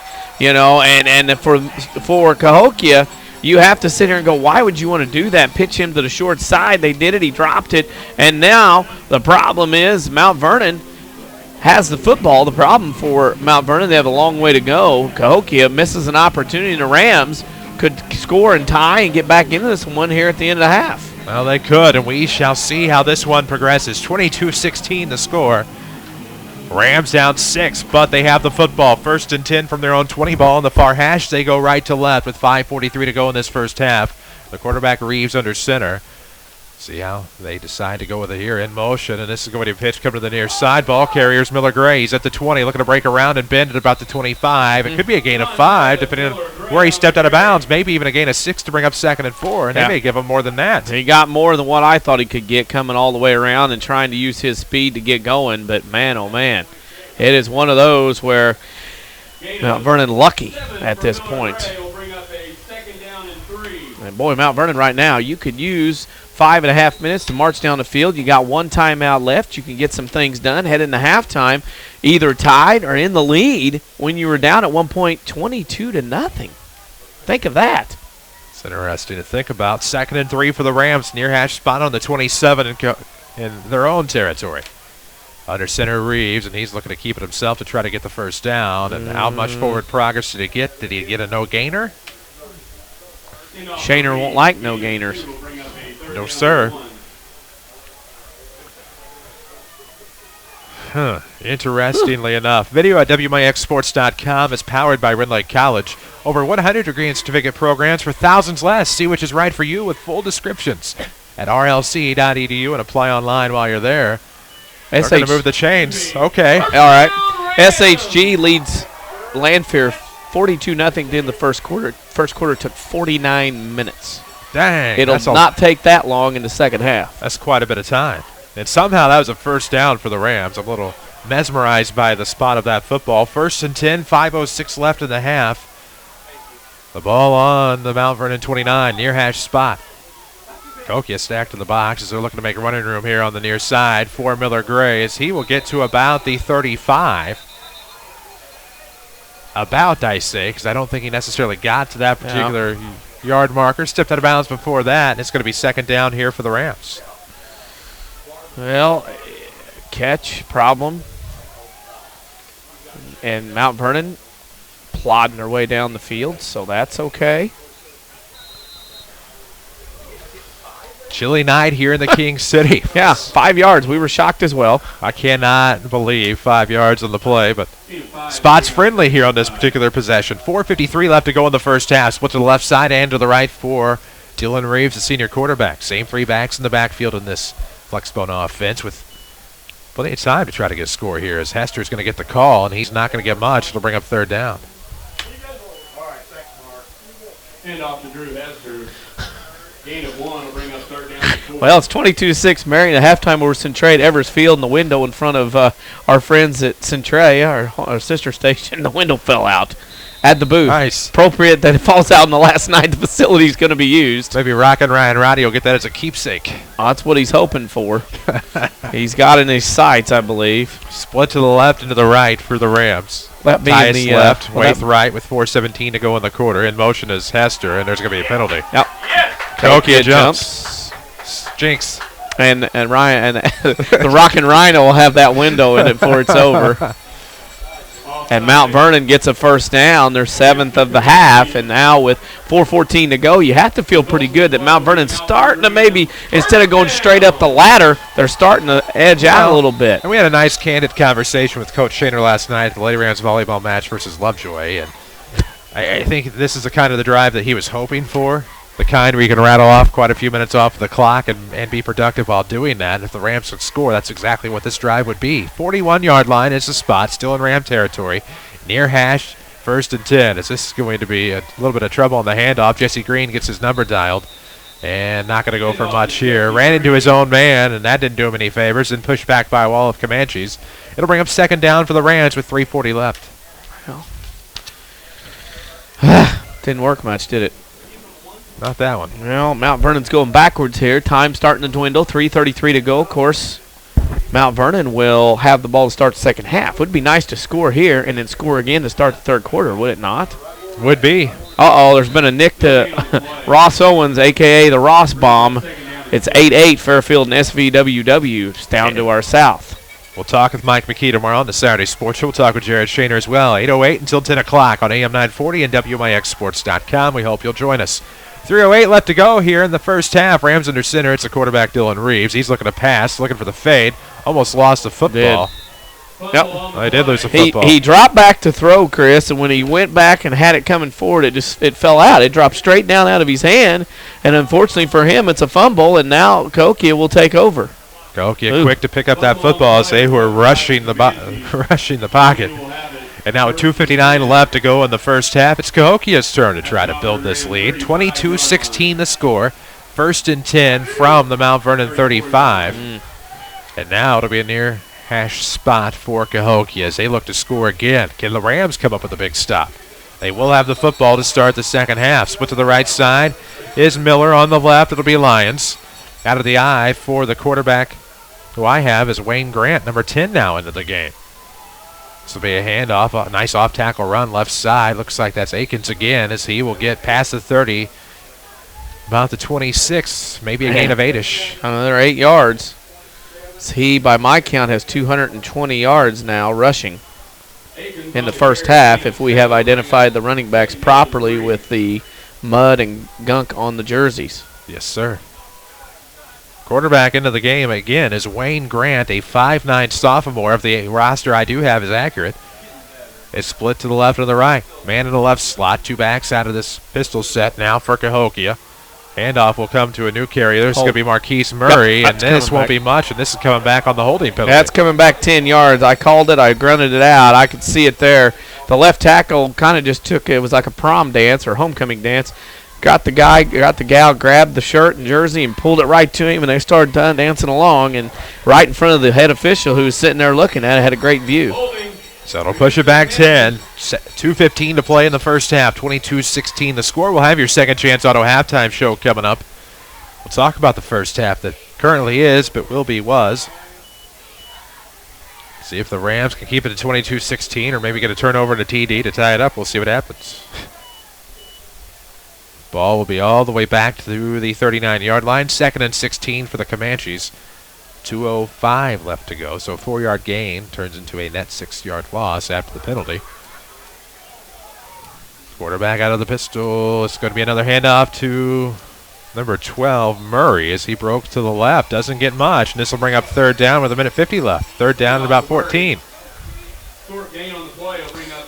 Well, not much there, Down and long. which is okay. Mount Vernon's surviving here right now, trying to get out of half at this point. You don't want to give up any more points.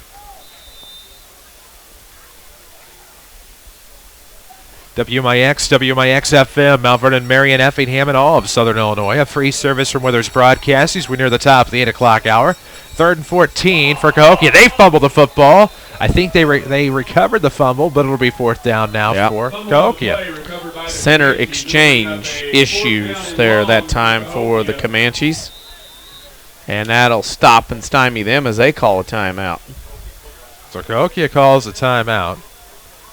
4th down with 1:14 left. Okay.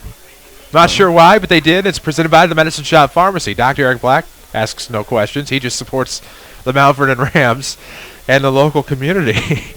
As it is 4th and 14. It stops the clock with 1:14 left. Comanches, let's see what they do here as they call the timeout. And the Rams still have a timeout to play with, barring a 4th down conversion. Interesting that Cahokia would call that timeout, especially with a lead. I would figure they'd want to get to half with a lead and not let Mount Vernon have an opportunity to try to score some points. I mean, that makes no sense whatsoever.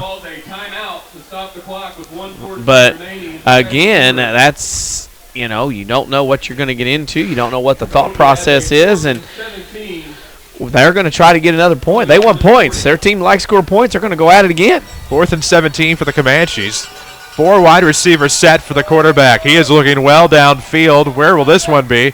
As this one will be intercepted. Should have just been batted away, but it'll be a return from Tyus coming on the sideline. And he will be tripped up at about the 30. Still come away with the interception. Probably one there where you want to bat it down on 4th down, but the Rams get the football either way. My thought is you're up 22-16 with a minute left in the first half plus. You have the other team has one timeout. You've got a nice lead. They get the ball to start the second half. Don't give them an extra possession to break a silly one off for a touchdown and then come back with the ball to start third quarter. I would just run the clock out. Mount Vernon's probably happy with that. Get the halftime. Now what you've done is give Mount Vernon the ball in decent field position here with one timeout and that left to go. They'll have it 1st and 10 from their own 26 on the far hash. They go right to left. It'll be Tyus who made the intercepted the football, you could say. Split to the left side.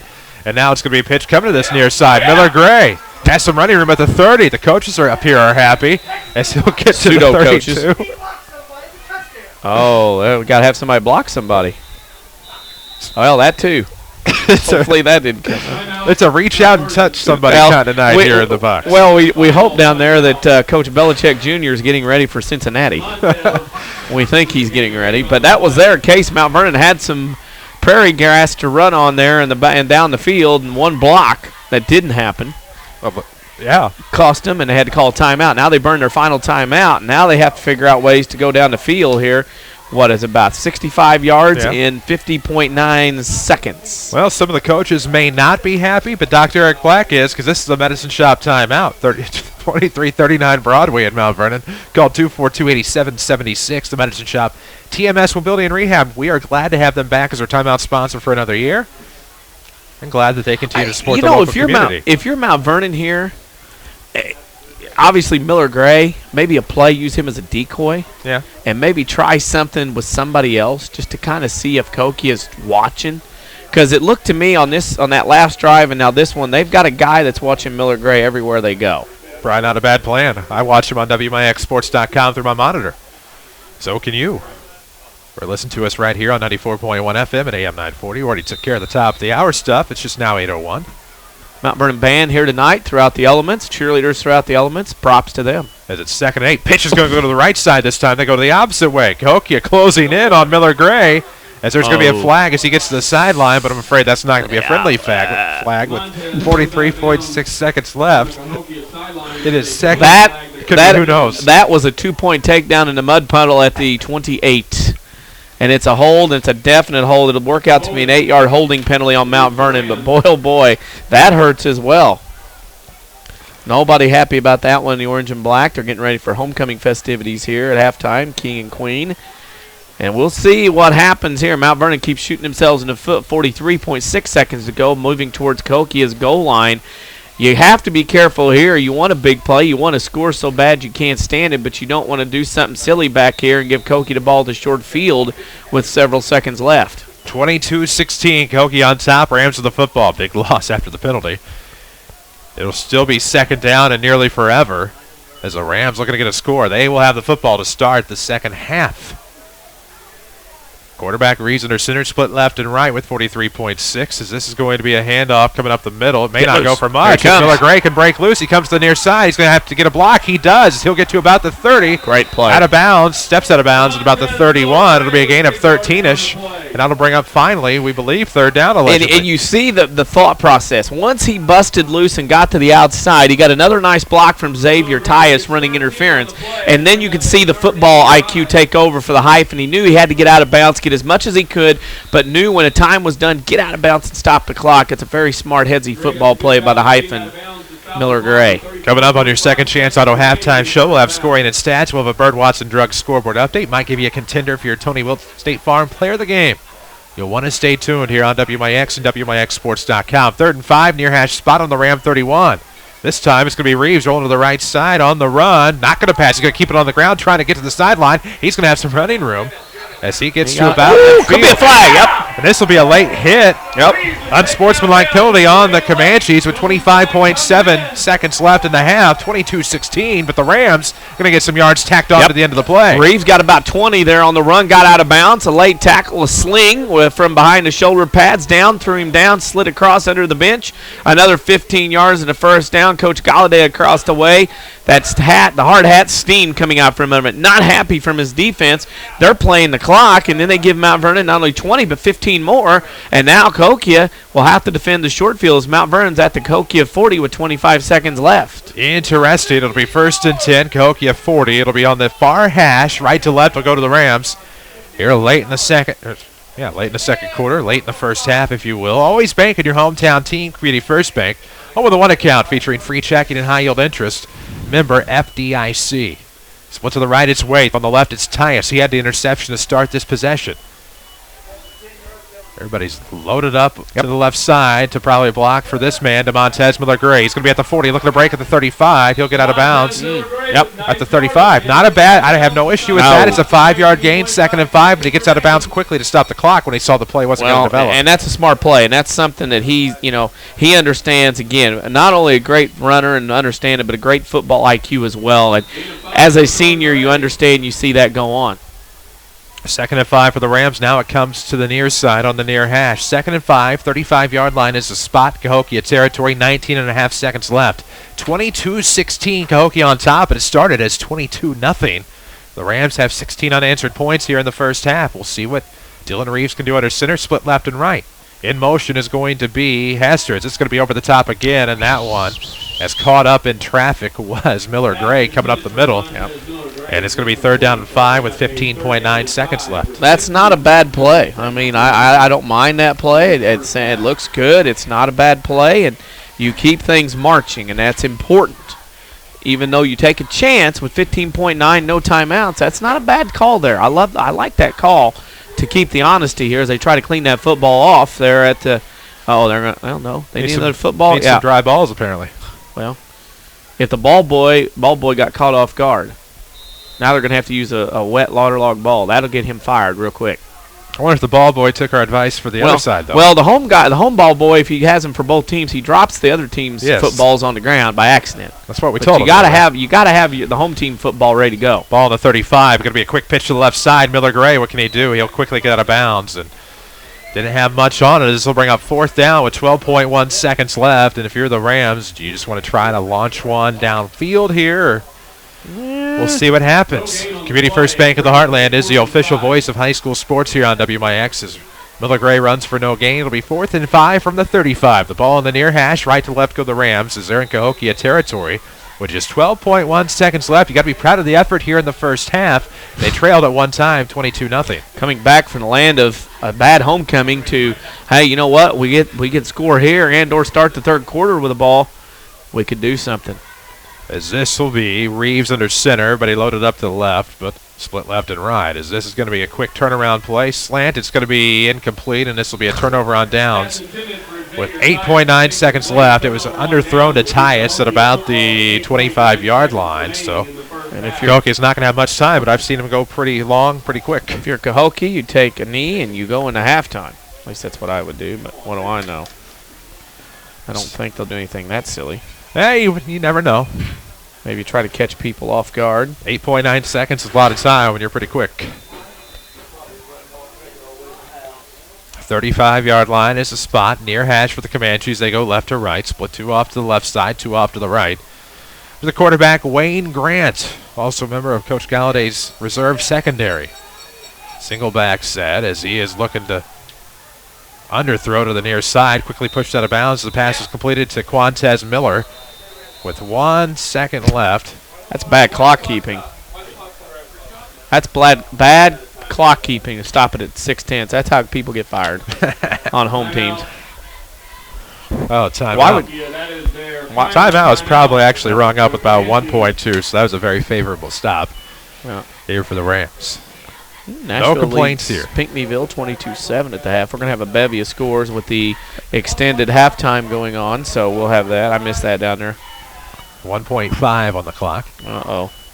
Somebody's cheating. Will have 1.5 seconds remaining in the first Kudos half. to the officials for noticing. 22-16 the score here in the second quarter. Comanches with the football. It'll be 2nd and about 5 after the completion to number 5, Quantez Miller. That song's getting played out. Big hogs on the lines for both teams. Their jerseys are ruined. I don't care what you do. Cahokia wearing solid white with some blue trim. They're going to need some new jerseys. It's going to be a different hue of blue come next week. They wear this jersey again next week and a week after that because they're on the road the rest of the season. 1.5 seconds left. The quarterback is under center, Wayne Grant. It's going to be a pitch to the left side. Akins, you would assume. Looking to cut back near side. Nope. Going outside. Nope. Near side. Outside. He's still at the 40, mind you. And that's where time's going to expire on a gain of about 1. So the Rams trailing 22-0, now trail 22-16 at the half. They will have the football to start quarter number 3. We'll take a break. We'll come back here and have your Second Chance Auto halftime show. So again at the half, Cahokia 22, Mount Vernon 16. We're back in a bit, and this is Rams football from WMIX Sports. Learn to live healthy, learn to live well, and learn how you can live free from unexpected medical expense with a major medical expense policy from Beacon Insurance and the Page Agency. Health insurance that covers hospital, medical, and surgical expenses offers a wide choice of deductibles and a non-tobacco user discount, too. Rising medical costs don't have to be a problem with a major medical expense policy from Beacon Insurance. This is coverage we hope you'll never need, but you just can't be without. Call the Page Agency at 242-7000 about a major medical health insurance plan today. At Banterra, we understand that banking is a relationship. It's a friendly face that knows your name, understands your needs, supports your goals. Banterra offers a complete range of personal and business banking products with competitive rates and loans that range from small projects to multi-million-dollar opportunities. We offer conveniences such as online banking, mobile banking, and direct deposit. For a strong community bank with exceptional customer service, Banterra is a smart choice for your banking needs. Banterra Bank, a proud supporter of Southern Illinois high school sports. Member FDIC, equal housing lender. I have been suffering with carpal tunnel for years, coping with the symptoms of tingling in my fingers and gradually getting worse to the total numbness of my hands. My fingers were so numb and swollen, I couldn't even bend them. It was waking me up several times at night, and I was exhausted all day. If this sounds familiar, you may be suffering from a condition called carpal tunnel syndrome. Dr. Ahn at the Orthopedic Center of Southern Illinois specializes in treatment of the hand and wrist and treats carpal tunnel as well as treatment of the shoulder and elbow. He performs a minimally invasive procedure on patients who fail to respond to non-surgical methods of treatment. Endoscopic carpal tunnel release is a surgical treatment used to minimize pain, reduce scarring, reduce therapy, and allows patients to resume normal activities in a short period of time. Endoscopic surgery is a highly effective treatment and has been used for more than 20 years. For an appointment, please call Dr. Ahn at the Orthopedic Center of Southern Illinois at 242-3778 or visit us online at orthocenter-si.com. Are you interested in a career in the culinary arts but can never afford the high cost of cooking school? Red Lake College has a low-cost recipe for success. For as little as $5,500 per year, you can get a quality culinary arts education in your own backyard. That even includes books, tuition, class fees, and supplies. Learn to master domestic fare, pastry, and foreign cuisine in Ina, Illinois. Save thousands on a culinary arts education at Red Lake College. For more information, log on to rlc.edu/culinary arts. They don't need fancy sales gimmicks or billboards at Second Chance Auto in Mount Vernon because it's their reputation for honesty and fairness that make friends tell friends about them. What other buy here, pay here dealership in the area offers you bank rate financing? Second Chance does. You can save up to thousands on the total cost of your vehicle. Not sure if you qualify? That's easy. A 2-minute call to 244-4582 will get you started. Or stop by Second Chance Auto, Route 142 East in Mount Vernon. You won't be disappointed. Your home for the Mount Vernon Rams is WMIX Sports, powered by Community First Bank. This is Mount Vernon Rams football from WMIX Sports. The Second Chance Auto halftime show starts now. Welcome back. J.D. Shields Memorial Stadium on Homecoming Night. It is your Second Chance Auto halftime show. It'll be an extended halftime break as we get to meet the Mount Vernon Township High School homecoming court. We'll get to hear from the marching band as well. Here at the break, 22-16, Cahokia on top of your Mount Vernon Rams, and after a 22-0 start, looked pretty bleak early. The Rams scored 16 unanswered points to close out the first half of play, and all in all, turned out into a pretty worthwhile performance. Pretty worthwhile, good start, not a good start, good finish from Mount Vernon, and now they will get the ball to start the second half, hopefully able to get a lead and get something going here in the second half. Hopefully Mount Vernon can come back. They dug such a deep hole early on that you wondered how they were going to ever come back in this one. Well, we certainly did wonder at times. Thankfully for the Rams, those 16 unanswered points, very crucial to their performance here tonight. Second Chance Auto, Route 142 East in Mount Vernon, proudly supporting the Mount Vernon Rams yet another season here in 2014-15. Whether a buy here, pay here dealer in the area can save you hundreds, even thousands on the total cost of your vehicle.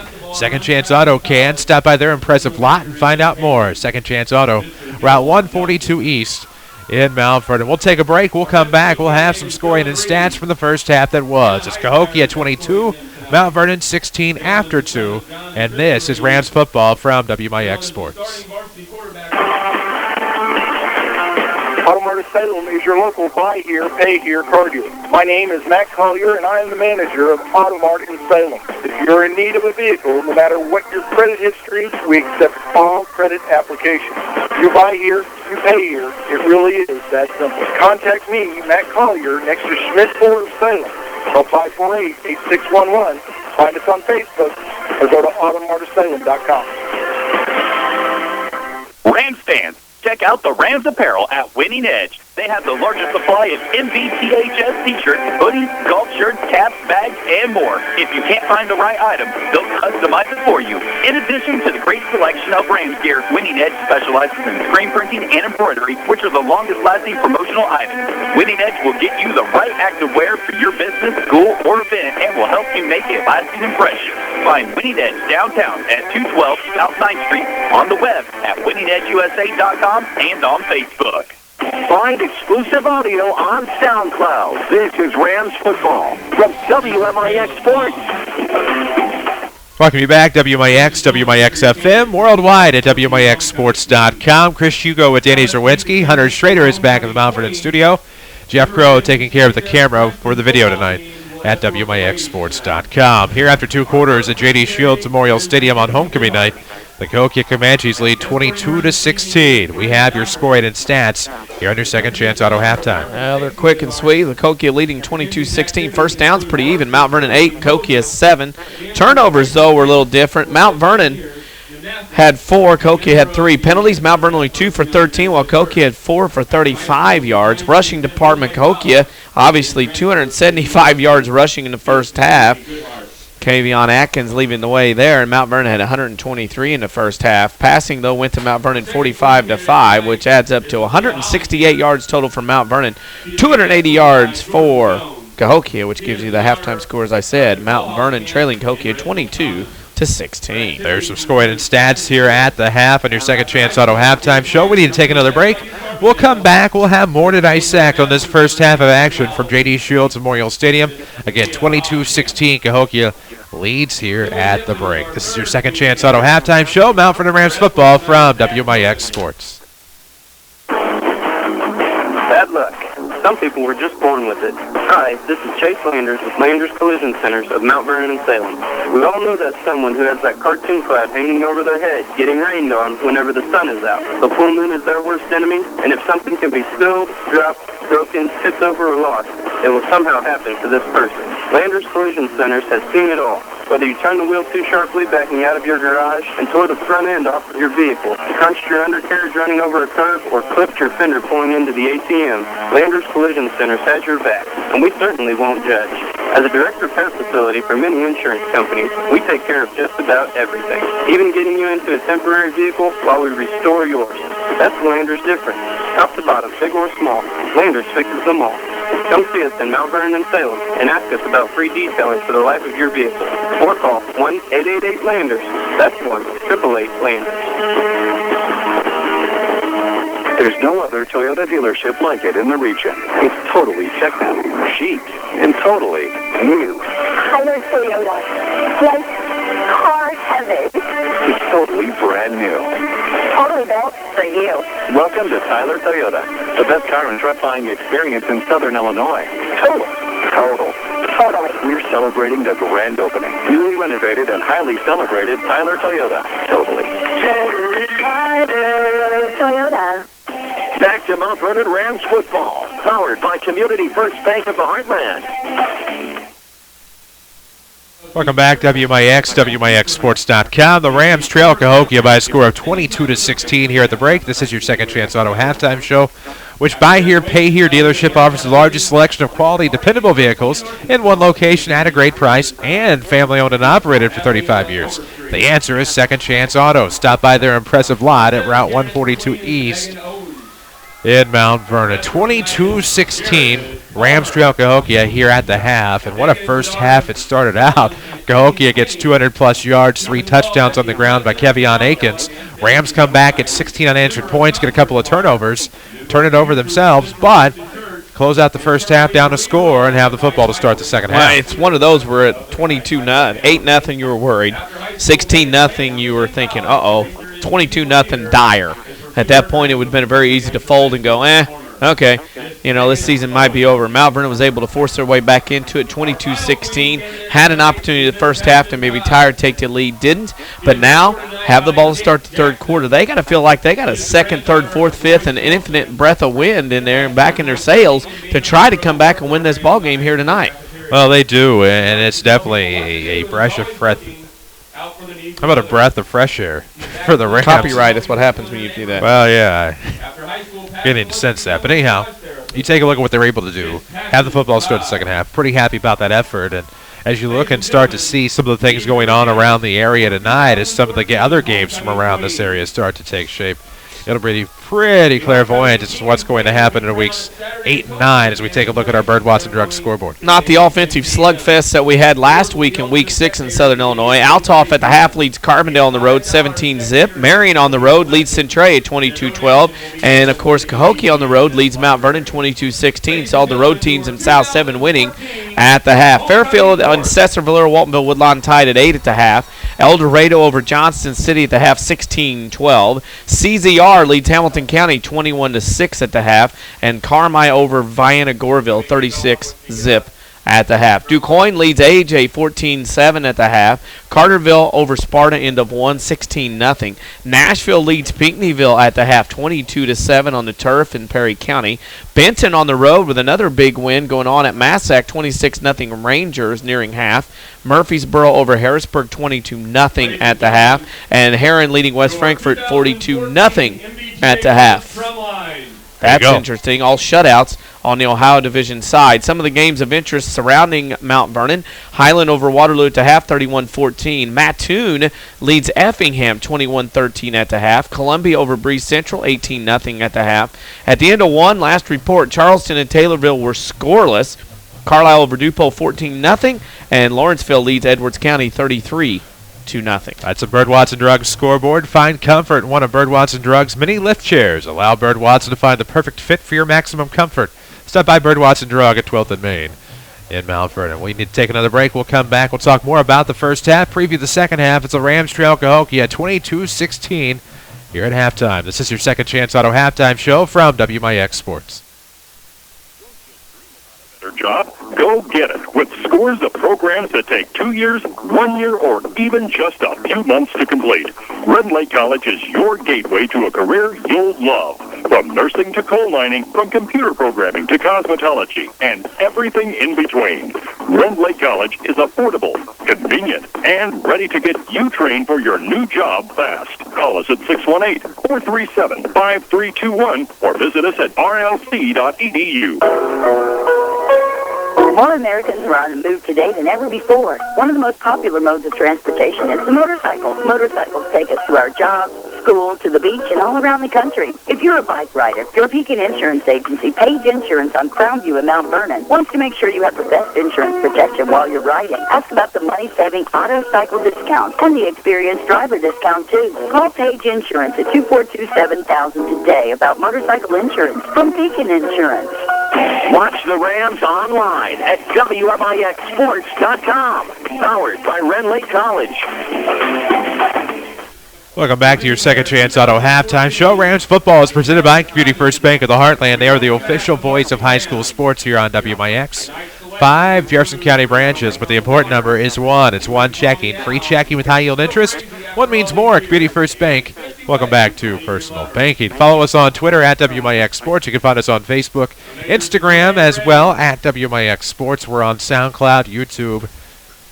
1, 2, 3, 4, 5. I think that's everything. You can also find a full scoreboard later tonight at WMIXsports.com. Here at the half, it's Mount Vernon trailing Cahokia 22-16 in the South 7 Conference homecoming night matchup. And we talked about the first half extensively. We talked about the fact that the Rams scored 16 unanswered points after trailing 22-0. You look ahead now to the second half. You look ahead to the third quarter. Rams had the football to start, and you have to be pretty excited at this point as opposed to where you were down 22-0. That's the thing. I mean, 22-0, you were a dire situation. You were thinking, ruh-roh, that's not going to happen. And I told you it's a wet baseball. That's soggy baseball. Yeah, it is. I found it in the bleachers. So if Tim Holloway, you're listening or watching, there's a Wilson baseball got left out. And it looks in good shape. Hey, that's good again. No. It's not good again. I would not want to throw that if I was a but pitcher. I'm just saying that's the brand. Yeah, Wilson's back. So Yeah. somebody left a baseball down there, so it's obviously not going to be just PE stuff. But Yeah. anyway, leave that baseball alone. He's right there. We gotta let it dry out. But maybe use it to scramble next week for Mount Vernon baseball. Oh yeah, there's that. Yeah, this, as you look out on the field, it's a slop mess.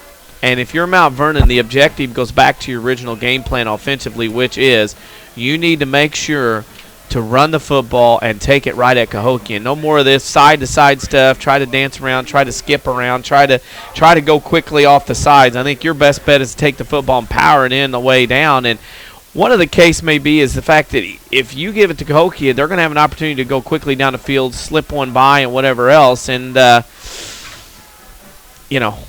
what do? The game plan now goes back to what you did in the first half. That's the important thing. Well, and important indeed. And you look at the 220-plus rushing yards Kevion Akins in the first quarter. You look at the 3 touchdowns. His fantasy numbers aside. But he got shut down in the second quarter, though. I think that's the important thing is that the Rams defense came to play. And you talk about a play that possibly ignites an entire team, and it really was a Jesse Green 90-yard kickoff return. That was it. I mean, Mount Vernon was basically left for nothing. I mean, they were done. And, I mean, it was 22-0. It was pack it up, go home. Nothing to go on, nothing to happen. I mean, there was already looking at 2015. And the kickoff return for 90 yards for the touchdown, the 2-point conversion worked. And I also thought the 2-point conversion on the second touchdown was highly important as well, the fake and everything else. That was huge. And now you pull yourself back to within 6. You had a shot in that late first half to get a tie or score. You bumbled that opportunity. You hope that doesn't come back to haunt you. And then you start the second half with the football. So the opportunity there for Mount Vernon is there if you can get something going. Well, and I'd have to agree with you. And as we take a look at this, I'm really not surprised by the closeness of this one at the half. Any other scores that we've had tonight on the Bird Watson Drunk scoreboard that you're surprised by? Well, one of them is Centralia and Mount Marion starting to get really close at Evers Field. Of course, the Orphans playing their last game ever at Evers Field varsity-wise, and they have come back to within 22-19 of Marion team that had them down 22-6. That's one score that's interesting. I think as Nashville continues to do well, Pinckneyville continues to slump and slide down.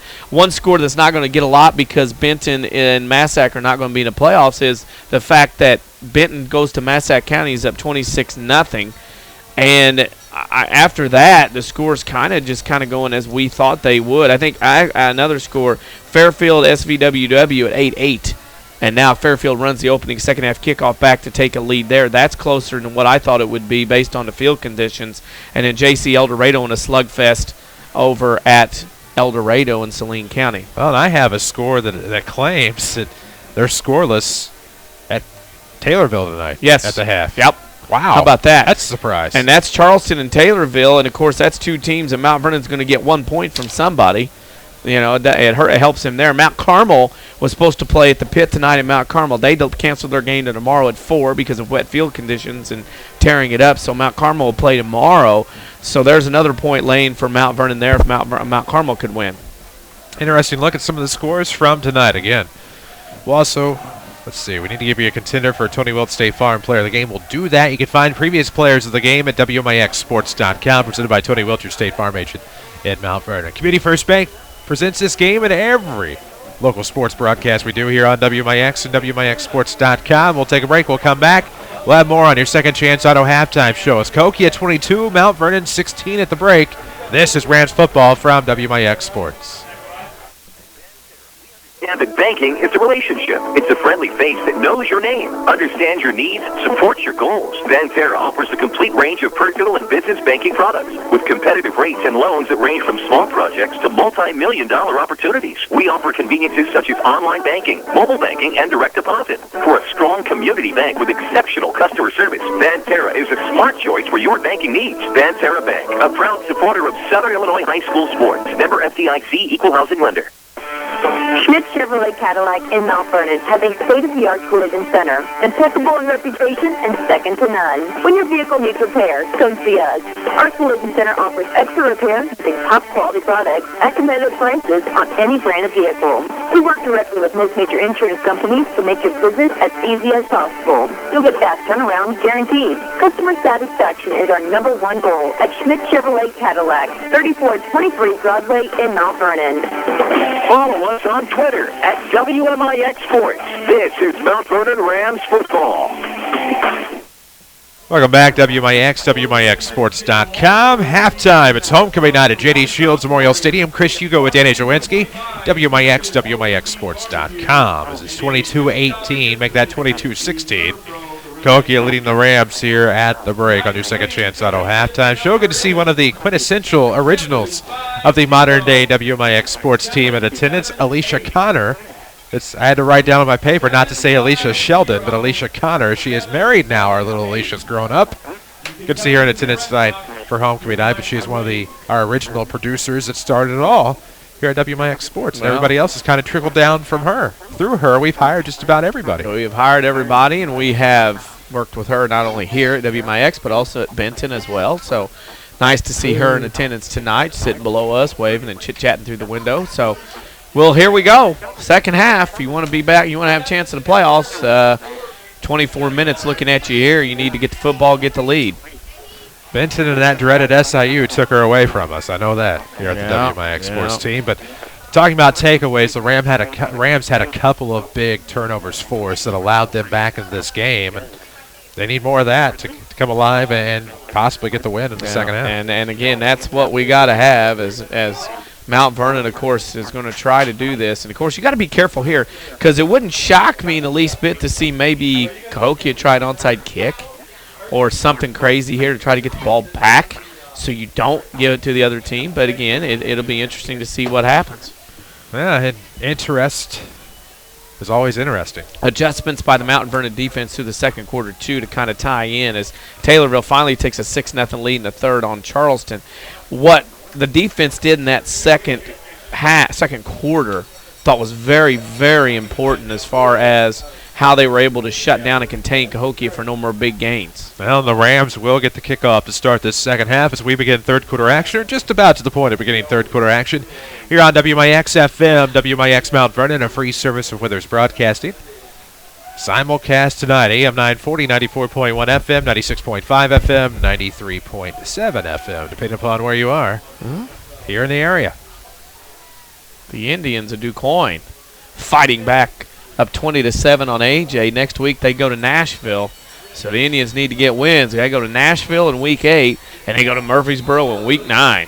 The uphill climb for the Indians. No doubt about that. It's a smaller hill to climb for the Rams. This will be a return coming from about the 29, as I believe Michael Johnson has it. Yep. Clean jersey. I know that. I can see the 22 bright as day. Michael's been hitting hard. He hasn't been on the ground, and now he gets a kickoff return to about the 40, where the Rams will have it 1st and 10. The ball will be spotted between the hashes, somewhere dry. 11:54 to go in the third quarter, just underway. Second half action from J.D. Shields Memorial Stadium. We talk about fields that won't be in service after this year. You wonder how much longer the Rams will be at this place. Allegedly. Next year's it, isn't it? Allegedly. Do you have the umpteen many years of Rams football here like the Cubs did for 100 years at Wrigley? Yeah. Could do that. A lot of dirt work being done across town on the other side. A lot of soil being moved. 1st and 10 for the Rams from their own 40. Hester's in motion.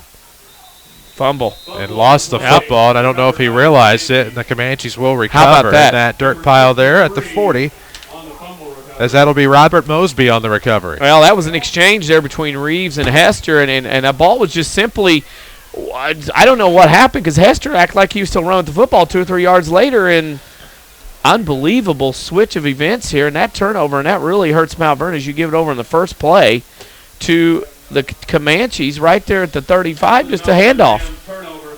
Certainly not what you wanted to happen, and certainly not what I think any of us foresaw happening to start this second half. 1st and 10 for Cahokia from the Mount Vernon 37. 11:37 to go here in the half. Pitch is going to go to the left side. This would appear to be Aikens, muddy jersey and all, as he'll get back to the line of scrimmage. Plus some as he breaks through. He's racing up the far sideline, down inside the 20, 10-5. Touchdown, and that will be of the 37-yard variety. 7, about 257 if we have all his runs correct. Are you kidding me? Kid you not. 37-yard touchdown run again for Aikens. That's number 4 on the night. Well, if you're tired of big corporate banking, you have a choice in Jefferson County. Community First Bank is at home, and Dick Sign of Woodlawn and Mount Vernon. Welcome back to Personal Banking, member FDIC. Same dial locations next Friday night. It's Pink Out Night as the Centralia Orphans come to town. Don't forget to get your Pink Out t-shirts the night of the game, or you can get your WMIX Sports Rally towels in advance at Winning Edge, 212 South 9th in Mount Vernon, or right here on campus from FBLA advisor Julie Hayes.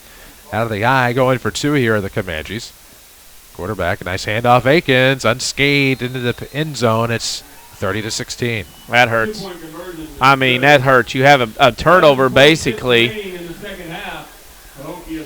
Basically, just absolutely happens. The quarterback gives it to the running back, and he's running with it, or at least he thinks he is, and gives it up. And he still takes 2 or 3 steps after, thinking he still has it, and Cahokia has it on the strip. Yeah, I'm not sure how that happens, what happened, or what was even going on there, but it was definitely a lost football. It ends up in 8 points for the Comanches and a not-so-great turn of events for the Mount Vernon Rams. You can watch us online at WMIXsports.com, presented by Red Lake College, a nationally ranked community college that can save you thousands. With smaller class sizes and over 100 degree and certificate programs, your journey starts here. Apply online at rlc.edu. So the Comanches will kick off, and back to return Jesse Green and DeMontez Miller-Gray. Like we said, the opportunity at the end of the first half that Mount Vernon had and didn't get, that comes back to haunt you there. It does indeed, as this is going to be a line drive off of Burrows, off of Darius Johnson. Johnson will pick it up shy of the 30, and he'll be dropped at about the 28. So it'll be 1st and 10 for the Rams. Pinned back moderately far, 11:20 to go in the third. Well, unofficially, and we stress unofficially, we have Kavion Akins at 257 yards. Now, that's unofficial, through the muck and the mud, trying to identify players.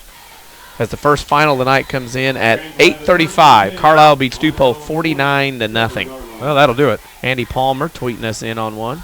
Follow us on Twitter at WMIX Sports. 30-16, Cahokia on top. Rams need some points. Reeves under center. It's going to be an inside handoff to a rather clean thus far Andrew Heiner. He'll get to the 30, a gain of 3. It'll be 2nd and 7 as we drop below the 11-minute mark. Well, you got to pick yourselves up now. You want to make it hard and difficult? Here it is. It's happening.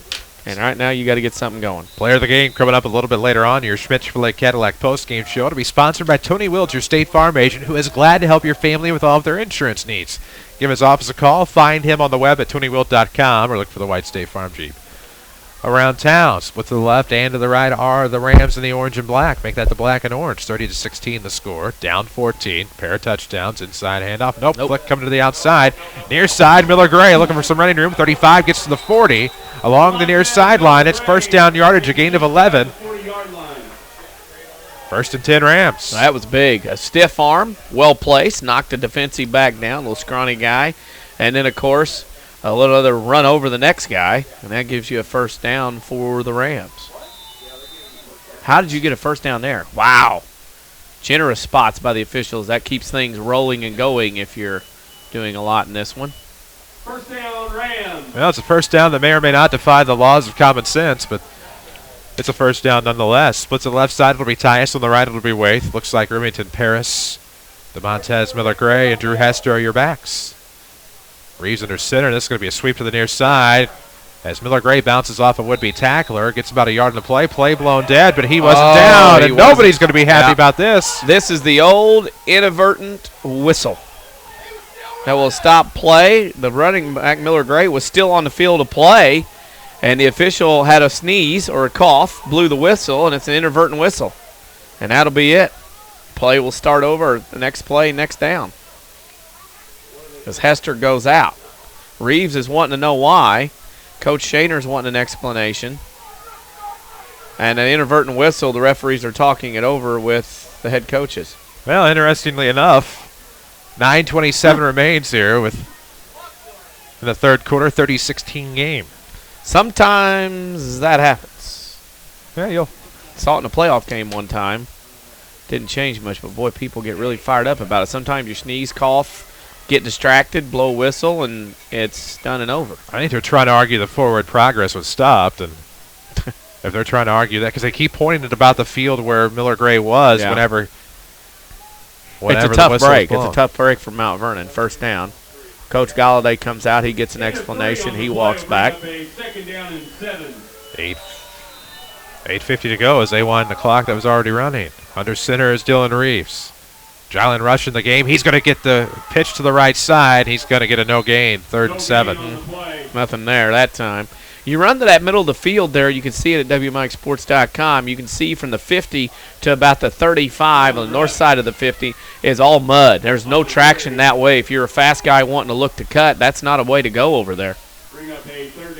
Marion now leads Centrate into 30-19. Wow.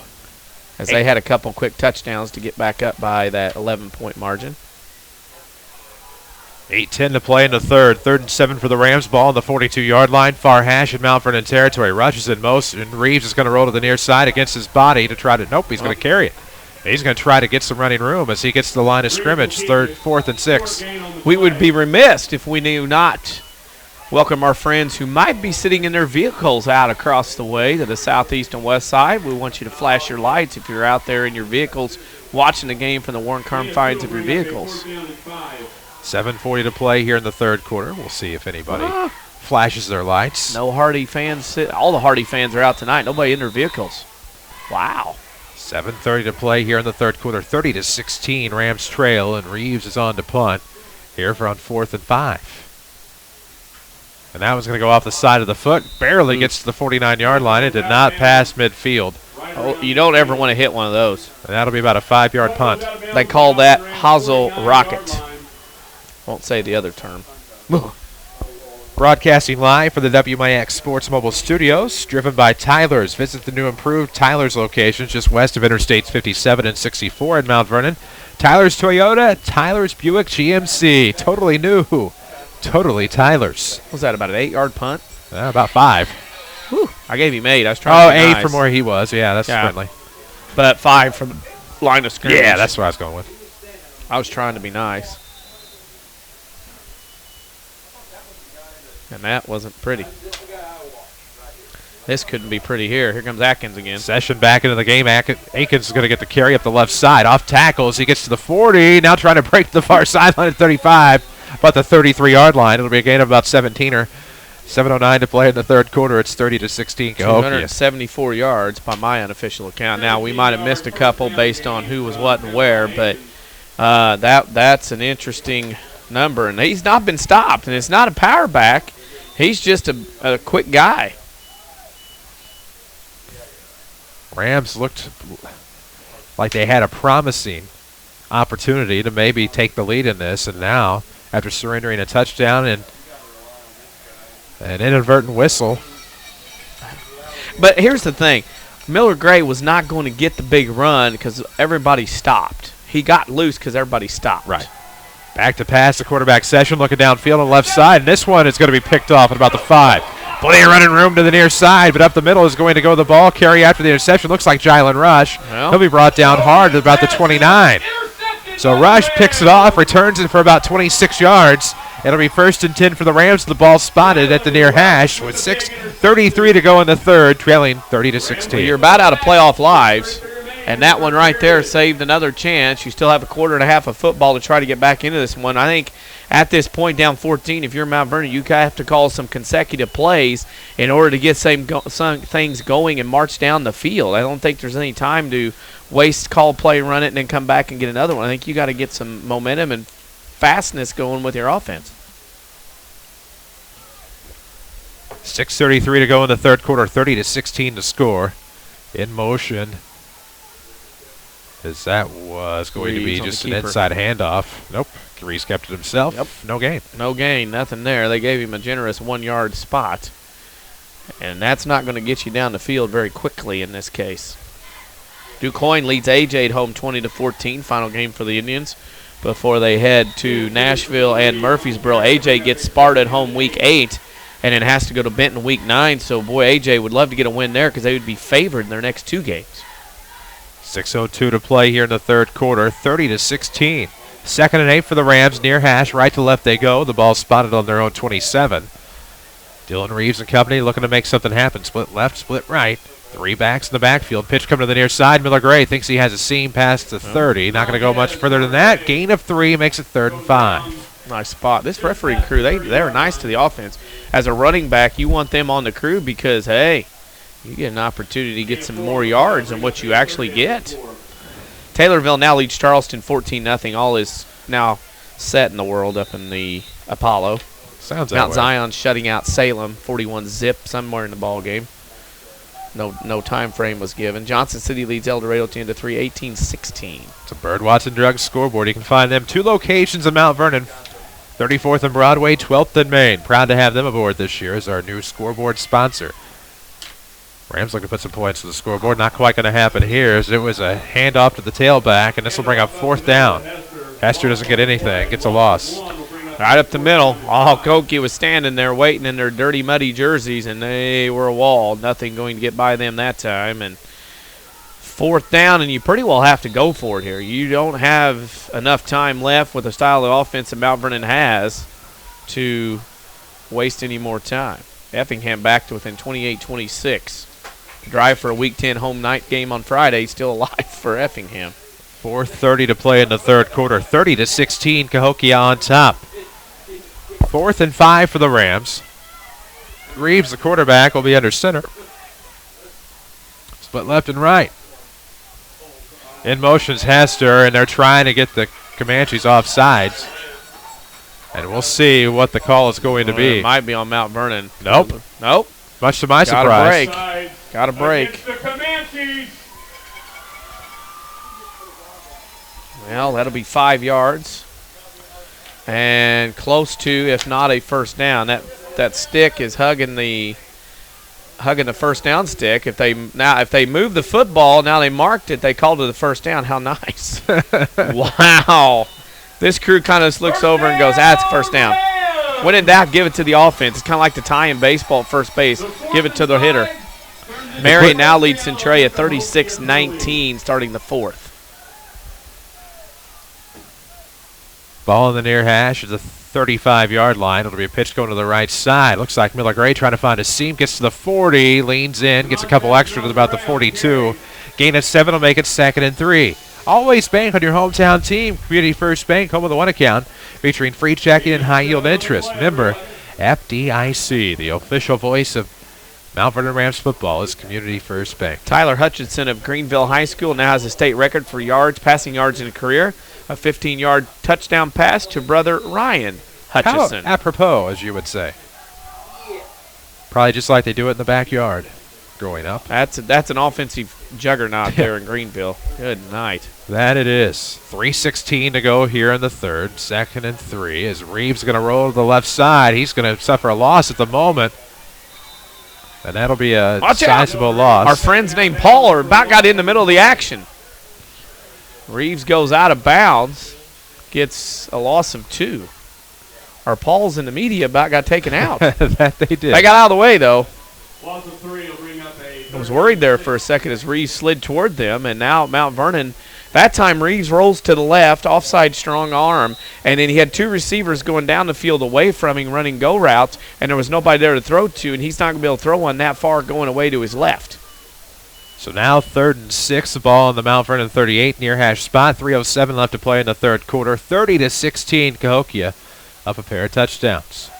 Rams need some offense here. A sparse crowd thinned out after the halftime homecoming. Yep. Reeves, the quarterback under center, trying to work quickly. And this is going to be absolutely nothing as the inside handoff was sniffed out. Yeah. So Miller Gray runs for a loss on the inside handoff, and that'll bring up 4th down. 4th and 10 for Mount Vernon. 2:54 left in the third. And Coke had that one sniffed out. They knew it was coming. They knew who was getting it, who was getting the ball and whatnot. And unfortunately for Mount Vernon, here you are, 4th and 10. And your season of playoffs basically on the line here at this point. You have to get back in this game, and this is a must, but they will punt the football here. So back to return is Tyron Lyons. Kick is off, and that's not going to get very far as Cahokia will pick it up at about the 45. Nope. So from the line of scrimmage, that's a 10-yard punt, so we're going to give about a 14-yard punt as that is a hard football on a chilly night. That sounded like he was kicking a brick.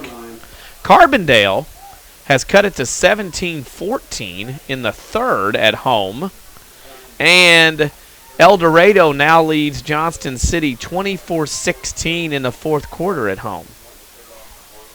Interesting. Yep. Very interesting on a Bird Watson Drugs scoreboard update. 30-16, Rams trail by a pair of touchdowns. It's 1st and 10 for the Comanches. Great field position as they have it at the Ram 45 on the far hash. The quarterback back into the game is Corian Session as Lions split to the left, a man on the right, and it's going to be maybe Akins again getting a carry as he's looking to bust through. Shakes a couple of tackles. He gets to the 40, inside the 40, maybe to the 39. Gain of about 6 will bring up 2nd and about 4 with 2:10 left to play here in the 3rd quarter. Yeah. This is a Cahokia team that just finds ways to continue to run between the tackles. Well, you hear the air coming out of Balloon. Of course, Cahokia has beaten Mount Vernon 3 straight times. 38-14, 20-0, and 45-32. So whatever Cahokia does offensively, Mount Vernon's not figured it out in the last 3 years. 1:48 to play in the 3rd. 2nd and 5 from the Mount Vernon 40 for Cahokia. On the far hash, they go left to right. Different quarterback in again. As it's a run right up the middle, right up the gut. They find success. They get to the 35, dangerously to near a 1st down. And right now, the Comanches are starting to find things easy sledding. You see some guys dropping their heads, hands on hips in the orange and black, and Mount Vernon right now in some trouble. So with 1:29 left to go in the 3rd quarter, 30-16, Cahokia on top. Quarterback again, Wayne Grant, it would look like, as they've been going back and forth. 1:20 left. Nope, this is Sessions this time, and he'll hand off to the left side. Nice off-tackle run there, I believe, by Akins again. So to bring up 2nd down for Cahokia as we'll trickle below the 1-minute mark left to go in this 3rd quarter. Always bank on your hometown team. Community First Bank, 5 Jefferson County branches. Offers 1 checking. It's free checking with high-yield interest. 1 means more. Community First Bank. Well, the air is coming out of the Balloon. And it's coming out quicker and quicker as this game goes on. Quantez Miller split to the right out of the eye for the quarterback. Number 10, Grant under center. Inside handoff. Looks like it's going to be Akins looking to break to the far side. He is going to be about the 15. See if he got inside the 15 where the spot's going to go. Yeah, he did. They're going to spot it at about the 11 for a gain of about 18 on the ground. 37.2 seconds left to go in this quarter. And Cahokia looking to score before the end of the quarter. One more score and you can ding up a Cahokia win at this point based on time, field conditions, and offense. Split to the right and the left out of the eye for Cahokia. The quarterback back into the game is Corian Session. And now, nice little handoff there to Akins again. Off tackle left. Outside that far hash, and he's going to get 2nd down here and probably about 7 or 8. It's about a 3-yard gain on the play for Akins, and we'll drop below the 10-second mark. And Cahokia content with closing out the 3rd quarter. After 3, the Cahokia Comanches 30, the Mount Vernon Rams 16. We'll take a break, start the 4th quarter. This is Rams football from WMIX Sports. They don't need fancy sales gimmicks or billboards at Second Chance Auto in Mount Vernon because it's their reputation for honesty and fairness that make friends tell friends about them. What other buy here, pay here dealership in the area offers you bank rate financing? Second Chance does. You can save up to thousands on the total cost of your vehicle. Not sure if you qualify? That's easy. A 2-minute call to 244-4582 will get you started. Or stop by Second Chance Auto, Route 142 East in Mount Vernon. You won't be disappointed. Hi, this is Joe David Cummins, President of Community First Bank. Now is a great time to move your account to Community First Bank. With our new One account offering the highest interest rate in the market, free checking, and CD specials delivered by people you know and trust, why would you not bank with the market leader in Jefferson County? We offer 5 locations with 7 ATMs and have been serving the Jefferson County market since 1906. Stop in and see why our bank is the fastest growing bank in Jefferson County. Community First Bank. Welcome back to Personal Banking. Member FDIC. This is Mount Vernon Rams football, powered by Community First Bank of the Heartland. Welcome back, WMIX, WMIXsports.com. Chris Hugo with Danny Czerwinski alongside as we head to the 4th quarter. They flip sides. Comanches will have it 2nd and 7 from the Mount Vernon 8 as they go right to left now. Yeah, right to left as we start this 4th quarter. So 30-16 is the Comanche lead. They get a fresh 12 on the clock, and they sort of look to put it away here if they can get back in the end zone. Get the feeling that 12 minutes may not be enough time for the Rams to get back into it if they can score again here. Out of the eye, quarterback hands off the left hand this time, went opposite hand. as that's going to be a gain of about 1.5 here for the Comanches to bring up third down. Got to get a stop. Well, you have to get a bunch of stops, and you have to figure out a way to score. And, I mean, that's the whole key. And right now, Cahokia has Mount Vernon's playoff hopes in peril. And, I mean, it is a python grip on ending it here in week number 7. I set for the Comanche. Session back into the game at quarterback, and going to go with Akins this time. Up to the right off tackle. Doesn't get into the end zone. Gets to about the 5 maybe. It'll be 4th down regardless. They can get a first down without scoring. Yep. 1 yard. So here it is. And if you hold them, you got a shot. It's thin. But if you let them score, your playoffs are over. We'll see what the Rams are able to do here. 10:50 to play in the 4th quarter. 30-16, Comanches on top. They have 4th and 5 for the Mount Vernon 6. The ball is going to be between the hashes here. Power eye set. Did they get the Rams to jump? Yep. Mount Vernon jumped. It'll be 1st and goal from about the 2. Yep.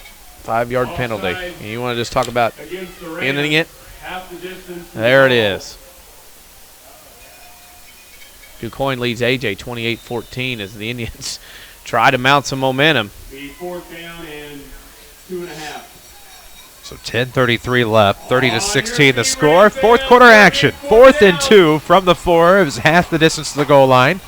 And let's see what the Rams can do defensively. Split to the right side for the Comanches. Quantez Miller out of the power eye again. Fullback in on this set with the white uni. Akins the tailback. Quarterback is Sessions. It's going to go to Akins to the right side, and he is going to slip into the end zone. Went off tackle right past the hash. And now it is 36-16.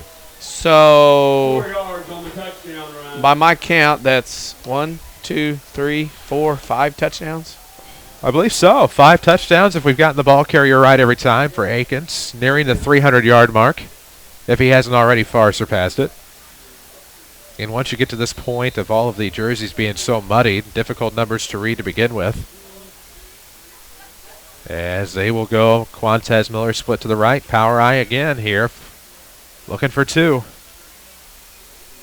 36-16 Comanches, and this is going to be a flag here.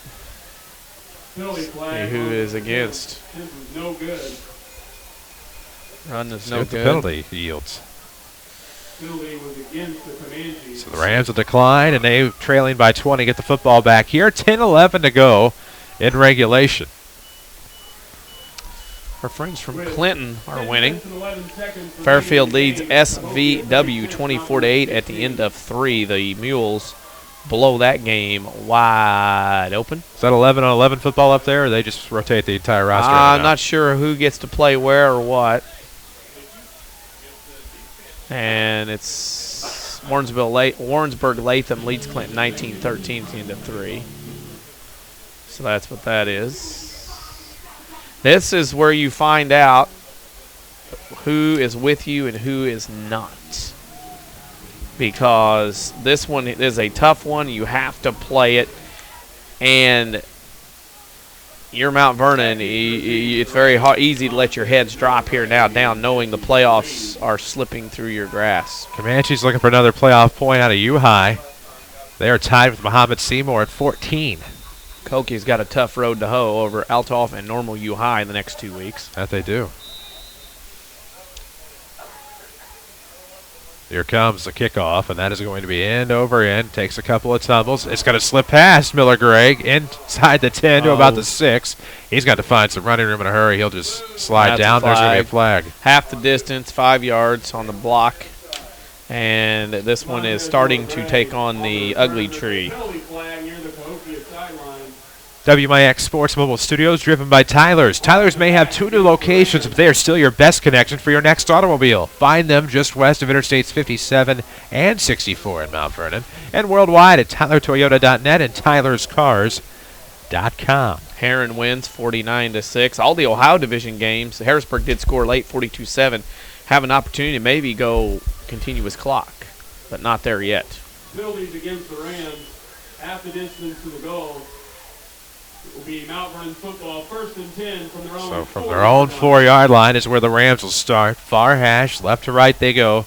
Down 20. It's 36-16 with 10:05 left. Reeves, the quarterback, was under center, and now some running room to the near side for the Ram QB as he looks to be gone. He's going to be at the 40. Midfield, 45-40. That's Jylen Rush, rather, as he'll get to about the 36.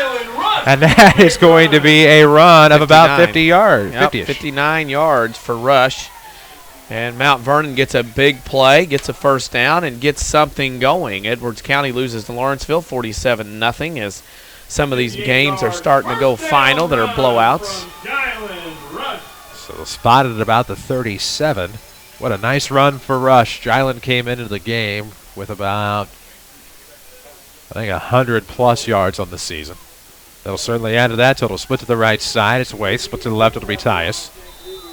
Rush, Miller Gray, and Heiner are your backs for quarterback Dylan Reeves. 1st and 10 from the Cahokia 37. This is going to be Miller Gray dancing around between the hashes. He's in a big mud slop there. And that is going to be about 2nd and 9, maybe. Maybe 2nd and 9. We'll see if they give forward progress on that. A little bit of slop to run in there as they get that same part of the field we mentioned on the north side of the 50. Not a lot of good places to get any grip. This field's been tore up, and Cahokia calls timeout. This field will have to be worked on this week to get it ready for next week's final game of the home season against Centralia.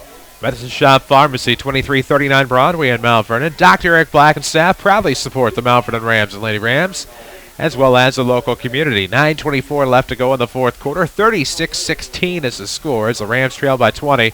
Their playoff lives hang in the balance. Columbia beats Breeze Central 25-0 as the Eagles continue their march to a Cahokia Conference title. Another Bird Watson Drug scoreboard. Community First Bank of the Heartland with 5 Jefferson County branches and responsive quality service for all of your accounts. Community First Bank would like to be the first to say, welcome back to personal banking. Member FDIC. 36-16 the score. 9:24 left to go in the closing quarter here of regulation at J.D. Shields Memorial Stadium. It's homecoming night. Cahokia trying to spoil that with a 36-16 lead. Near hash spot on the Cahokia 37-yard line. Waite to the right, Tyus to the left. Miller Gray, Heiner, and Rush are your backs here for the Rams. Reeves, the quarterback under center. Quick turnaround pass coming. It's complete over the top to Miller Gray. He's down at about the 25. Gain of about 12. It'll be 1st and 10 with 9:18 to go. Oh, you got to get up on the ball and go. You're down too many scores to mess around and wait around. You got to keep going. So now it'll be 1st and 10 at the Comanche 24. Near. See where the hashes were. Should be a near hash spot for the Rams. Left to right they're going. Visser to the line, the center. It'll be Waite on the right, Tyus on the left. Same backs for the quarterback, Dylan Reeves. Looked like it was an inside handoff. Nope, Reeves going to keep it himself. Feigned the handoff to Heiner. He'll get to about the 20 for a gain of 4. It'll bring up 2nd down. There is a flag over there. Looks like motion penalty probably on Mount Vernon is my guess, being at the line of scrimmage. Carbondale leads Althoff 21-17 with 8 minutes left to go in the game. Illegal formation on Mount Vernon. That'll be a 5-yarder. That's interesting. As the Terriers try to get a run, a 70-yard run. Again, big plays on a sloppy field. Penalties against the Rams. False start against the Rams. Video streaming at WMIXsports.com is powered by Rend Lake College, where you can save thousands on your collegiate education. See how and apply online at rlc.edu, right there above your video window. Or Rend Lake College, your journey starts here. Centralia losing late. They'll end up a loss in their last home game at Evers Field. Hamilton County loses to CZR 33-12. Effingham and Mattoon are now tied at 34. Rams double tied here with 3 backs in the backfield. Reeves looking downfield to pass, looking for a fade route to Waite. Ew, in and out of his hands. Flag at about the 10. And we'll see what this is going to be, as it was 1st and 15 from the Cahokia 29. 8:31 left to go in the fourth. Still 36-16 Cahokia. And which way this penalty goes is going to be dependent upon the... So that'll be a penalty. Not sure it's enough for a first down, though. It'll sure help.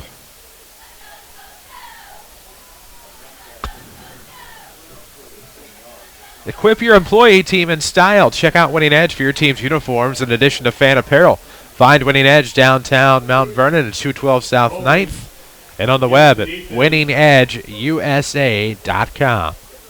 It's a 10-yard penalty. 10-yard penalty. Not enough.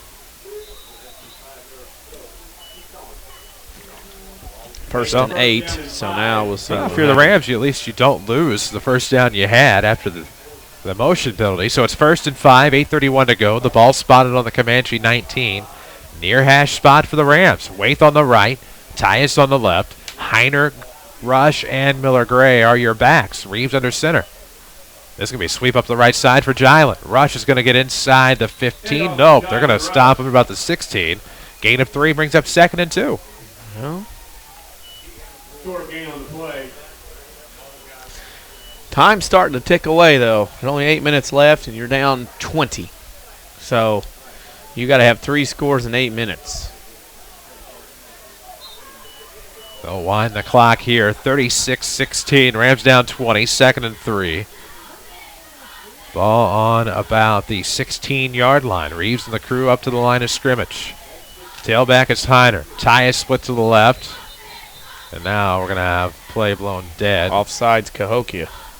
So that'll make it a first down. It'll be a 5-yard penalty. It'll move it to about the 10. 5-yard penalty will give the Rams a first down. DuQuoin leading and going away from AJ, 34-14 in the 4th. That game starts to get out of hand. Heron beats Frankfurt 49-6. They continue their march to a title. And Murphy beats Harrisburg 42-7. Murphy will be at Benton next week. Bird Watson Drug, dedicated to making sure you and your family stay healthy. Stop by 12th and Main or 34th and Broadway for your flu shot. Could be a nasty flu season, as this on 1st and goal is going to be a carry up the middle. Maybe about the 7 if lucky. Depends, of course, the spots have been somewhat generous tonight. Maybe a gain of 2. It'll be 2nd and goal from about the 8. Andrew Heiner, gain of 2 on the play. Brings up 2nd down. Now, Mount Vernon's got to go. Say it over and over. It sounds like a broken record, but you've got to get up and you've got to have play calls and you've got to be ready to go. You got to score, get a 2-point onside kick, get it back, everything. Single back set here. 3 wide for the Rams. 2 right, 1 left. In motion now, Miller Gray, and this is going to be a pitch to the right side. He's going to have some running room. Miller Gray, far corner, leans in, touchdown. And it's going to be 36-22 with only 7:14 left to play. Well, you got to go for 2. Still trying to discern who will be your Tony Wilt State Farm Player of the Game. Tony Wilt, glad to help your family with all of their insurance needs. Give his office a call. Find him on the web at TonyWilt.com or look for the white State Farm Jeep around town. Or you can find the Player of the Game. Well, it's at WMIXSports.com if you want to look to see who previous winners of this award have been. Going for 2, Will Mount Vernon. Trying to make it a 12-point game. 7:14 left. Going to have to get the onside kick and hurry. See what they can do.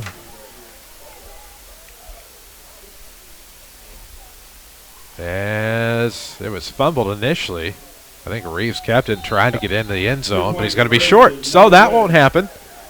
And the Rams will try to onside kick, I would assume. Have to. And there's no kick it off and try to play defense and strip the ball. You've got to get the football back, and you've got to get the onside kick and go again and score quickly, quicker than what you just scored. Because you're down and your playoff hopes are all on the line. Fairfield now over SVWW 32-8. That is late in the 4th quarter. And O'Fallon giving Edwardsville a run for their money in a tight game in the Metro East. Interesting. Yeah. Because some say this may not be the O'Fallon team that is as good as they have been in previous years. Edwardsville always tough. Yeah, 9-6. O'Fallon leads Edwardsville. 3:52 left in that one. That would be a big win for the Panthers. So presumably Mount Vernon will try for the onside kick. 7:14 to play here in the 4th quarter. 36-22 the score. The Rams are trailing by 14. They need 2 touchdowns.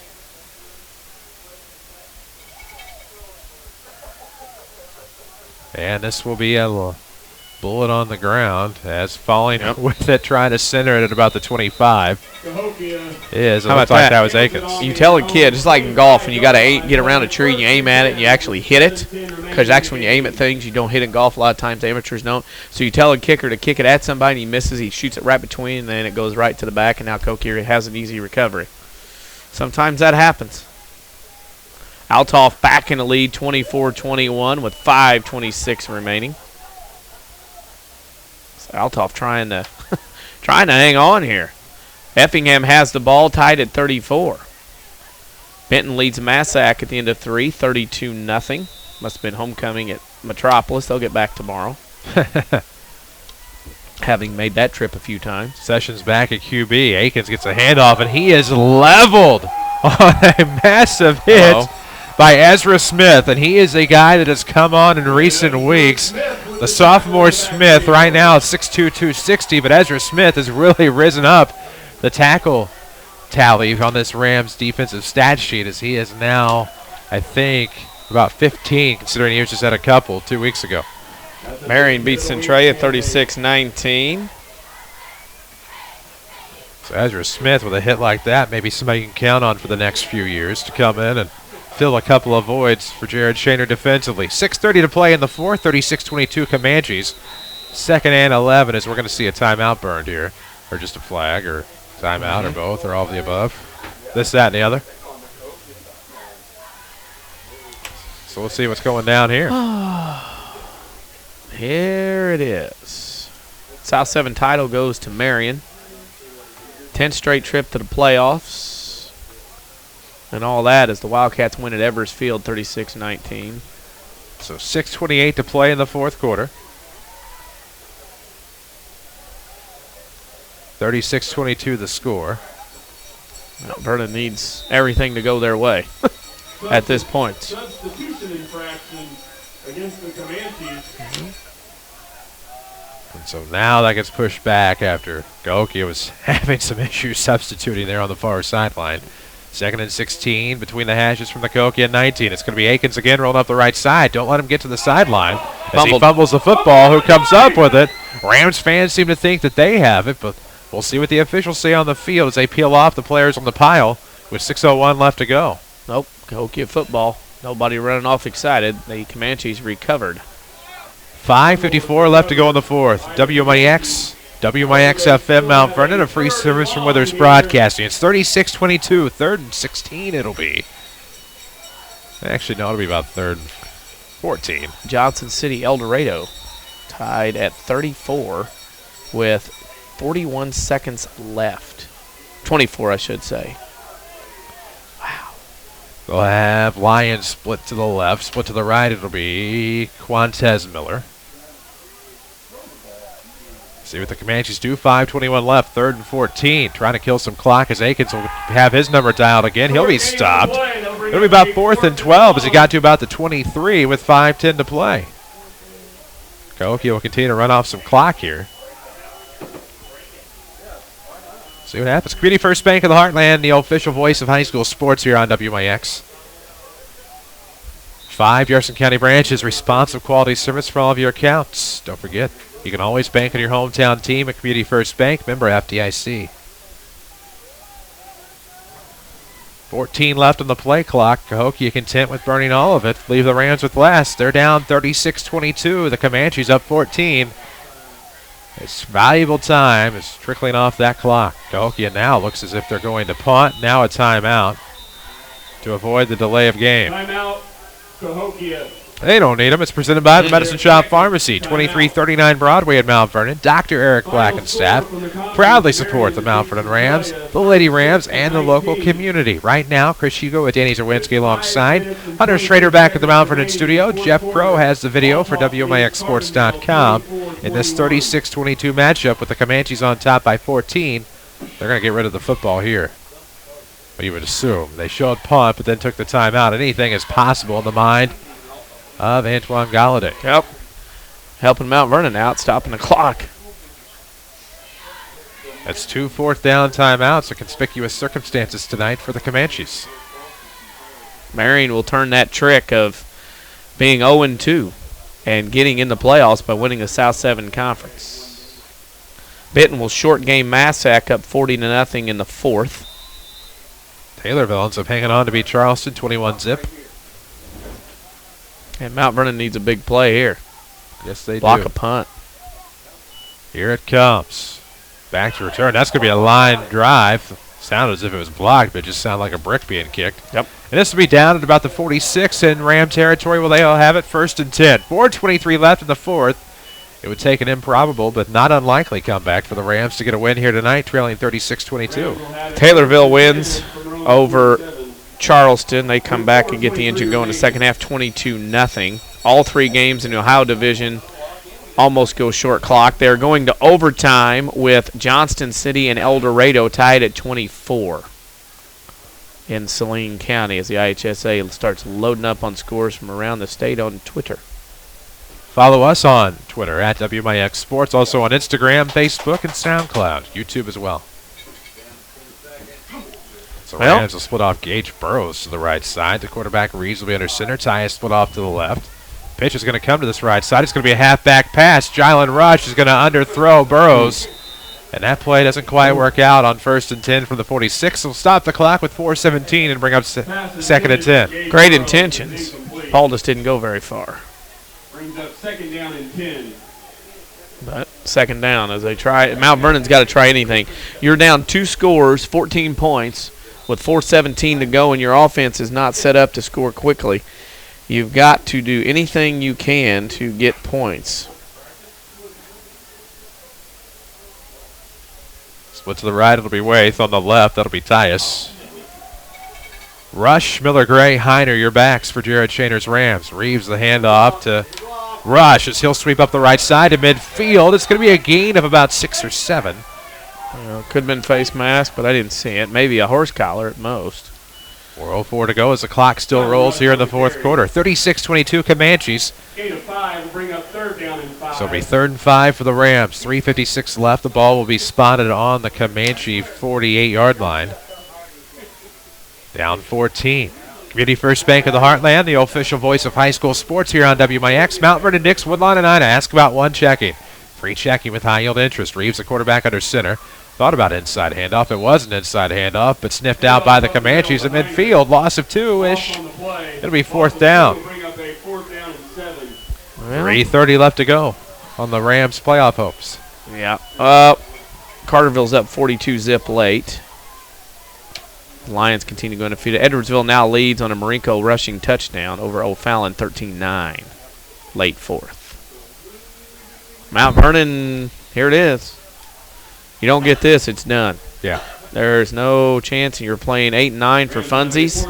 Try to win your last home game, and you see what the underclassmen can do. 3 to the left, 1 to the right for the Rams. Single back in the backfield is going to be Heiner. Reeves is back to pass, slips, overthrows Waith. At about the 25, it'll be a turnover on downs. The Comanches will have it at midfield. And Cahokia have to be impressed. They come in, muddy field, long way to drive, not a lot of fan support here tonight. They came in and took care of business here tonight in a win on the road here at Mount Vernon. Very impressive. In front of 1820 Cahokia fans, the Comanches will leave J.D. Shields Memorial Stadium with a win here tonight. 36-22 the score, 2:52 left to play in the 4th. Altoff leads Carbondale 24-21, over a minute to go. Carbondale is driving. Interesting. Yeah. So Carbondale trying to crack the goose egg in the win column against the Comanches. Under center, the quarterback this time is going to be Sessions again. Handoff will go to the right.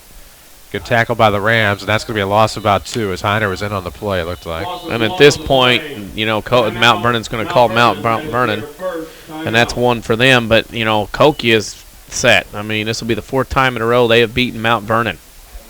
In this one, Freeburg beats Westclin 21-18, a game that was a lot closer than many people thought that would be. We talked about that last week in our wrap-up moment. What's that? Freeburg-Westclin. Yeah. Big matchup there. Yeah. So Freeburg-Columbia. As you start looking now to the playoffs, those are a couple of times that you look at and go, wow, that would be interesting if that were to happen. Speaking of what were to happen, we'll see what happens here. 2nd and 11 for the Comanches out of the Medicine Shop timeout. All over the place here. Dr. Eric Black and staff at the Medicine Shop Pharmacy, proud to support the Mount Vernon Rams and Lady Rams. 2nd and 11 for the Comanches out of the timeout. 2:46 left to go in the fourth quarter. 36-22, Cahokia on top. That spot not indicative of the yard marker. Interesting enough. Well, yeah, it is what it is. Yep, you're down 2 scores. That's not going to give you points. Beggars cannot be choosers. Session back into the game. It's going to be a pitch out to the right side. Comanches trying to find running room in the midfield, back to the original line of scrimmage. Timeout, Mount Vernon. As that was that guy. Not on my roster either. Yep, they're pulling the old switcheroo. Patriot kind of things, as in other not professional Patriots. Oh, I got you. But I've seen that before in other places in the high school world. We're talking about Nashville's leading Pinckneyville 35-13. That is late fourth as the Hornets continue to roll. Sesson-Valera, Waltonville, Woodlawn, Train Link, Fairfield 40-14. That's in the fourth as the Mules look impressive. Marion is your South 7 champs as we wait along here in this ball game. There you go. Scoreboard update presented by Bird Watson Drug. We have 2:39 left here in the fourth quarter. 36-22, Rams trail Cahokia. Rams appear as of now to be dropping to 2-5. They will fall to 1-3 in the South 7. Final conference game next week on Pink Out Night here against the Centralia Orphans. As we come out of the Medicine Shop timeout. Oh, frustrating. Get your WMIX Sports Rally Towels, pink Rally Towels for that game, along with your Pink Out shirts here at the high school. $1 donation for the towels. Or you can find them a winning edge here in Mount Vernon. 3rd and 10 for the Comanches. 2:39 left. Handoff coming to the near side. Clean uni. Somebody new. 35. 30. It's coming back, as you say. Cuts back at about the 20. Has running room. Nice lane into the end zone, but it should be coming back on the flag at about the 42. Down at the 40-yard line. If it were not a flag against Cahokia, it would be a 51-yard touchdown run, but I don't think anybody has to worry about figuring that distance because it's coming back. Yeah, going to be a hold. Work out to about a 2-yard penalty where the flag is thrown. So the hold will bring it back. It'll probably come back to near midfield, and it'll be 3rd down again. And it'll still be 36-22. Cahokia on top with about 2:30 to play here in the fourth quarter. And Cahokia is going to improve. Head on down the road. They'll go to Altoff next week, and they could get Altoff. The way Altoff is kind of struggling tonight at Carbondale, and then normally U High will be the kicker on the end, having to play them. Well, this would be 4. If they could get Altoff, that's 5. Yeah. They look like they could have the points to get in as of right now because they have a tough schedule. Especially U High on the bookend there. Yeah. Yeah, the playoffs for Cahokia is next week. Because they have a Fallon that gives you a few every year. Alton's much improved. Yep. 3rd and 10 now for the Comanches. Right back where we started from. 2:28 left. And this is going to be Ezra Smith can be chased. It was a fumbled pitch. And now diving forward. Something out of nothing for the Comanches as the ball carrier passed midfield to the 45. Again, not on my roster. 2:15 left to go as time trickles away on the Rams playoff hopes. Yep. And it's starting to go by the boards. Unfortunately, and that's not kosher. And if you're the Rams, you had many an opportunity in 2014 to do different things in the playoffs, and you are not going to be there after tonight. Well, as unfortunate as it is. 4th and 5 now for Cahokia. Ball on the Mount Vernon 45. 145. Wow, that's a wild number. Here to go in the ball game, 36-22 Comanches. As this is going to be a carry to the near side from about the 40. Slipped, falls to about the 35. That is going to be a first down. Nice handoff by Darius McClatchery, the junior quarterback, into the game. As Krishan Crosby, who is on my roster, my apologies, got the carry. 1:33 to go in the fourth quarter. 1st and 10 Cahokia from the Mount Vernon 35. It's a near hash spot. Right to left going the Comanches here late in the fourth quarter, looking to improve to 4-3. Back over 500 for the first time this season. So not back over 500, just over 500 for the first time this year. Glad to have you on WMIX FM, AM 940, and worldwide at WMIXsports.com. Glad you're the handoff. Going to come to the near side. This is that fullback 29. Looks to have been stripped. Hester in there, but it looks like the fullback will keep the football. Yeah, and a Ram player is down on the sideline in front of the Rams bench. Carbondale getting ready to attempt a 30-yard field goal into the wind to tie with seconds remaining in that one. Johnston City beats El Dorado 31-30. Wow. That is a final. It's a big win. Worth discussing. Yeah. 36-22 the score here. Less than a minute to play.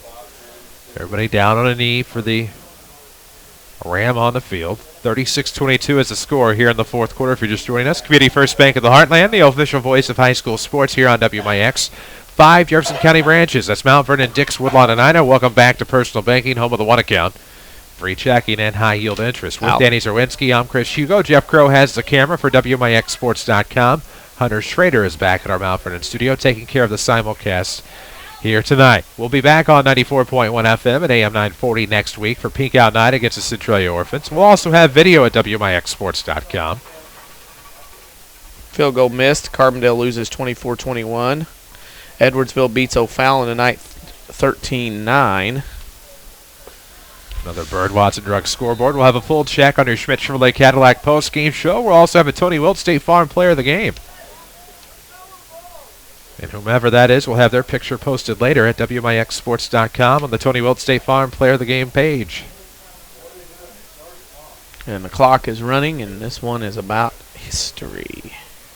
Of course, the Rams coverage on Friday, October the 24th at Mount Carmel now. Dependent upon the Cardinals and the NLCS, we're on AM and FM if there's no Cardinals World Series matchup, as clock will continue to roll. No video at that night at WMIXsports.com due to the setup at Mount Carmel. It'll be audio only that night. So Cahokia is just going to walk off the field. They actually took a knee, and I think we just all missed it. Yep. And that's going to be your final score as the clock dwindles down. It'll be 36-22. Cahokia wins it. They improved to 4-3. The Rams dropped to 2-5. We'll take a break, come back. We'll talk all about it on your Schmidt Chevrolet Cadillac postgame show. This is Rams football powered by Community First Bank. And the Cardinals wrap it up. Cardinals have won the Eastern Division crown. There's something in the air. The Cardinals have just won the pennant. The Cardinals out of the series. The Cardinals are National League champions and headed to the World Series. It's so crazy here in St. Louis. There's something in the air. Yeah. This is the Cardinal baseball on 50,000 watts on today's Hot Country 94.1 WMIX. There's no other Toyota dealership like it in the region. It's totally techno, chic, and totally new. Tyler Toyota. Like car heaven. It's totally brand new. Totally built for you. Welcome to Tyler Toyota, the best car and truck buying experience in Southern Illinois. Total. We're celebrating the grand opening. Newly renovated and highly celebrated Tyler Toyota. Totally Tyler Toyota. Ridley College's adult volunteer literacy program is looking for volunteers to help stop adult illiteracy. Use the gift of reading and be a hero forever. Ridley College will provide you with training and materials to help adults develop the basic reading ability needed to excel. You can work one-on-one, tutor a small group, or work with students in an adult education classroom. Experience the joy of helping others and change a life. Call Ridley College's volunteer partnership toll-free at 800-369-5321, extension 1342. The Medicine Shop in Mount Vernon provides personal health care on a level that no big box chain or mail order service can. That's why Consumer Reports ranked independent drugstores like the Medicine Shop #1 in customer service and satisfaction. I'm pharmacist and owner Eric Black. Did you know that independent pharmacies like the Medicine Shop receive no kickbacks from the drug manufacturers? This means that the advice you get from our staff is based only on what's best for your health. Did you also know that we offer access to your medication when you need it? No long waits or hoping that the mailman shows up with your medicine before you run out. We employ local people and pay local taxes, which means a positive economic impact to this community. Finally, we know how busy your life is. That's why we offer free delivery to work or home. Give me a call today and I'll show you how easy it is to switch. The Medicine Shop Pharmacy, 2339 Broadway in Mount Vernon. Or give us a call at 242-8776. To kick off the new football season, People's National Bank is offering a great CD special. Score big with a 10-month CD earning 0.85 annual percentage yield. And the best part is it only takes $500 to open and obtain the APY. Stop by People's National Bank today at 413 South 34th Street for details. People's National Bank, member FDIC. The pen will be made and closed for early withdrawal. APY accurate as of September 16, 2014. New and existing money accepted. Consumer and business funds only. This is Mount Vernon Rams football from WMIX Sports. The Schmidt Chevrolet Cadillac postgame show starts now. Welcome you back to J.D. Shields Memorial Stadium. We're here. The Mount Vernon Rams fall tonight to the Cahokia Comanches, 36-22. This is your Schmidt Chevrolet Cadillac postgame show with Danny Czerwinski. I'm Chris Hugo, live from the WMIX Sports Mobile Studios. Hunter Schrader back at the Mount Vernon studio. Jeff Crow with us, providing you the last shots of J.D. Shields Memorial Stadium as you will see the field right now with the mud puddles as the field has cleared. Some of the thoughts start to become a little bit more clear as well as the Rams' playoff hopes are now done. Done, and it's done. It's over. There will be no playoffs in 2014 after that wonderful run last year from Mount Vernon to the second round, and you hope beyond hope that Mount Vernon would figure out a way to turn it around, and unfortunately did not in this game, and it is not fun. It'll be a tough 2 weeks. Of course, next week, senior night, pink out night, your last time to play here as a senior. And you hope that there's some energy that way to try to win your last game here. And then week 9 at Mount Carmel will be very difficult. You know, it's been done that way the last last 4 years where the Mount Carmel game means very little. And unfortunately for Mount Vernon, if you're a senior, you want to go out with 2 wins. If you're an underclassman, you're playing for next year. You're putting on tape so the coaching staff can see you, and that's really what happens over the next 2 weeks. Plenty more to talk about in your Schmidt Chevrolet Cadillac postgame show. We'll take the first of a couple breaks. We'll come back. We'll talk more about this one and get your scoring and stats. This is Rams football from WMIX Sports. Hi, this is Cahokia Comanches, President of Community First Bank. Now is a great time to move your account to Community First Bank. With our new one account offering the highest interest rate in the market, free checking, and CD specials delivered by people you know and trust, why would you not bank with the market leader in Jefferson County? We offer 5 locations with 7 ATMs and have been serving the Jefferson County market since 1906. Stop in and see why our bank is the fastest growing bank in Jefferson County. Community First Bank. Welcome back to personal banking. Member FDIC. At Bud Watson Drug, our pharmacists are your trusted healthcare resources.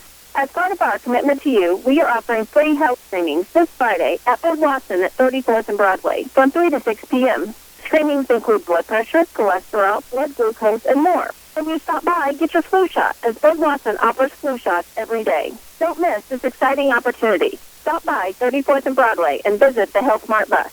Bud Watson Drug, caring for you and about you. Every other incident, it seems as if someone says, "You'll never believe what happened." Hi, this is Chase Landers with Landers Collision Centers of Mount Vernon and Salem. I assure you, Landers Collision Centers has seen and fixed it all. Whether your toddler got behind the wheel and backed into the trash cans, a kid at school tried to be funny to take off in your son's truck and sideswipe a brick wall, or even if your ex took a major league whack at your truck windows, we can make it go away, and we certainly won't judge. As a direct repair facility for many insurance companies, we take care of just about everything, even getting you into a temporary vehicle and offering free premium detailing for the life of your vehicle. That's the Landers difference. Top to bottom, big or small, Landers fixes them all. Come see us in Mount Vernon and Salem and ask us about free detailing for the life of your vehicle, or call 1-888-LANDERS. That's 1-888-LANDERS.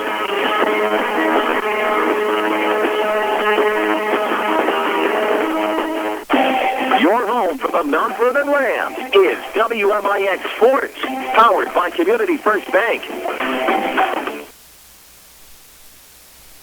Welcome back, WMIX, WMIXSports.com. Chris Hugo with Danny Czerwinski alongside your Schmidt Chevrolet Cadillac postgame show Rams lose here tonight at home on homecoming night, 36-22 to the Cahokia Comanches. DC has your scoring and stats. Scoring and stats, first downs were even at 12. Turnovers, Mount Vernon 6, Cahokia 5. Penalties, Mount Vernon 5 for 28, Cahokia 9 for 62.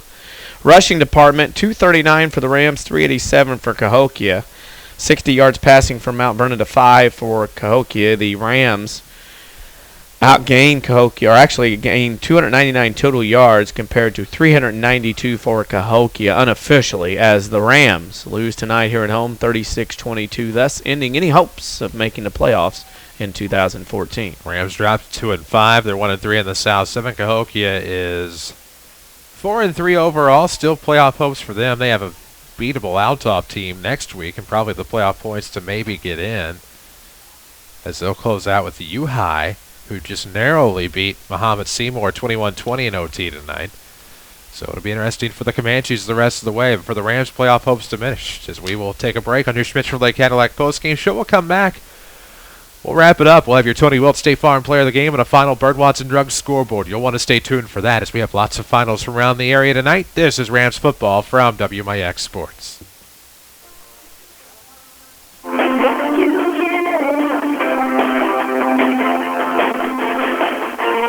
Hi, Roy Schmidt, Chrysler Dodge Jeep Ram dealer at King City Chrysler Center, Mount Vernon. Right now, receive 0% plus $3,000 cash back on all Ram 1500s. You heard right, 0% plus $3,000 cash back. Chrysler wants to possibly lower your payments on Motor Trend's Trick of the Year 2 years back-to-back, running for 2013 and 2014. So they're bringing back 0% financing and big cash back. We have a great selection of crew cabs and quad cab trucks, two-wheel drive and four-wheel drive. Hurry in today to King City Chrysler Center, 1603 Broadway in Mount Vernon, Illinois, where you can count on us.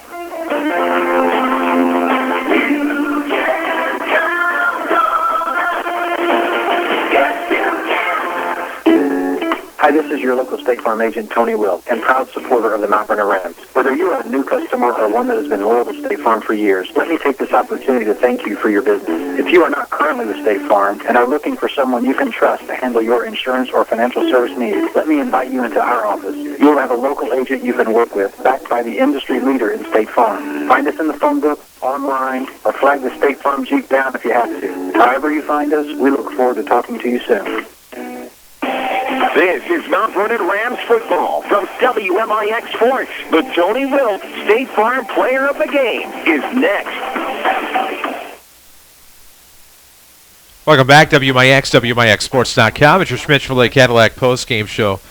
3423 Broadway in Mount Vernon. Schmitz Chevrolet Cadillac services all makes and models in their service department. Schedule your service appointment online at schmitzchevrolet.com. With Danny Czerwinski, I'm Chris Hugo. Here's we have your postgame show, and we look for a Tony Wilt State Farm Player of the Game. Tony Wilt would love to help your family with all of their insurance needs. Find him in his office. Find him online at TonyWilt.com, or look for the white State Farm Jeep around town and get to a better state with State Farm. And Jesse Green made a heck of a play on a kickoff return, about 90 yards. And I know that was one play, one kickoff return, but it really was a play that set forth momentum the rest of the way to get the Rams on the board. And I think at that point, that is really what allowed the Rams to get back into it. You felt like at that point Mount Vernon had some energy at that point. I thought Mount Vernon came out flat, maybe, got taken early and got caught off guard, surprised at that point about, the deficit and the outcome early on. And it was a game there at that point. If that kickoff return doesn't happen, this might be a short game. And it turned out to be that Mount Vernon was able to take care of business and do what they needed to do, but at that point, some momentum. That was a big play that kind of got Mount Vernon kind of back in the game at that point. Well, and I know it's a case where you hate to see that for them, and knowing that they came in tonight with a chance to still make the postseason, and then that happening, thinking that the game would play, the conditions of the playing surface would be the way that you needed them to be. To get a win here tonight against Cahokia, but unfortunately it wasn't meant to be. But Jesse Green, in that effort to help spark the Rams, and it really ignited that offense, is our Tony Wilt State Farm Player of the Game. So here we are, WMIX FM, AM 940, WMIXSports.com. we have one final Bird Watson Drug scoreboard. I got to have a bunch of them. Here we go. South 7, of course, Cahokia beats Mount Vernon 36-22. Altoff holds off late. Carbondale had a 30-yard field goal at the end to try to win it into the wind. Missed, so Altoff beats Carbondale 24-21. Marion started the season 0-2. They've won 5 in a row. They've won the South 7 Conference Championship. Marion beats Centralia 36-19. In the Black Diamond tonight, Fairfield over SVWW on the road 40-14. Hamilton County loses to CZR 33-12. Carmi beat Vienna Goreville 50-0. And in overtime, Johnston City beats El Dorado 31-30 on the road. That's in the River to River, Mississippi. DuQuoin at home beats AJ 42-14. Carterville shuts out Sparta on the road 42-0. Nashville beats Pinckneyville on the road 35-12. In the Ohio Division tonight, blowout cities. It was Massac County losing at home to Benton 46-0. Murfreesboro beat Harrisburg 42-7, and Heron beat West Frankfort 49-6. Here are scores from the perimeter and periphery of Mount Vernon and surrounding as we get into the playoff look and possible matchups down the road. Bear with me, they're everywhere. Greenville over Staunton 57-15. Carlinville beat Hillsboro 42-13. Jerseyville beats Triad 26-20. It was Marshall over Newton 13-7. Belleville East beat Granite City 34-12. Edwardsville beat O'Fallon 13-9. And Freeburg held on to beat Westland 21-18. Also, Decatur St. Teresa beat Tuscola 28-21. That they did. That's your look at your Bird Watson Drug scoreboard update. Don't forget, Bird Watson has 2 Mount Vernon locations to serve you better. 34th and Broadway, 12th and Main. Both here in the King City. Did you forget a page? Mount Toon beat Effingham 40-34. Columbia beat Bree Central 25-20. Taylorville beat Charleston 22-0. Carlisle over Dupo 49-0. Lawrenceville over Edwards County 47-0. Mascoutah beat Civic Memorial 21-20. Freeburg over Westland 21-18. And early it was Mount Zion over Salem 41-0. I'm done. I had a lot of scores tonight. A lot of things to look at as everybody starts looking towards postseason. Well, they do, and we're back next week. The Rams will have the Centralia Orphans Pink Out Night, something we're celebrating, of course. It's a big event, second annual for the Mount Vernon Township High School FBLA. And it's a case where we welcome in the Centralia Orphans, and we also welcome in the survivors and the fighters, and remember those that lost their battle. There'll be special jerseys worn by the Mount Vernon Rams, pink jerseys, of course. They'll be sponsored, names of survivors, fighters, and those in memoriam.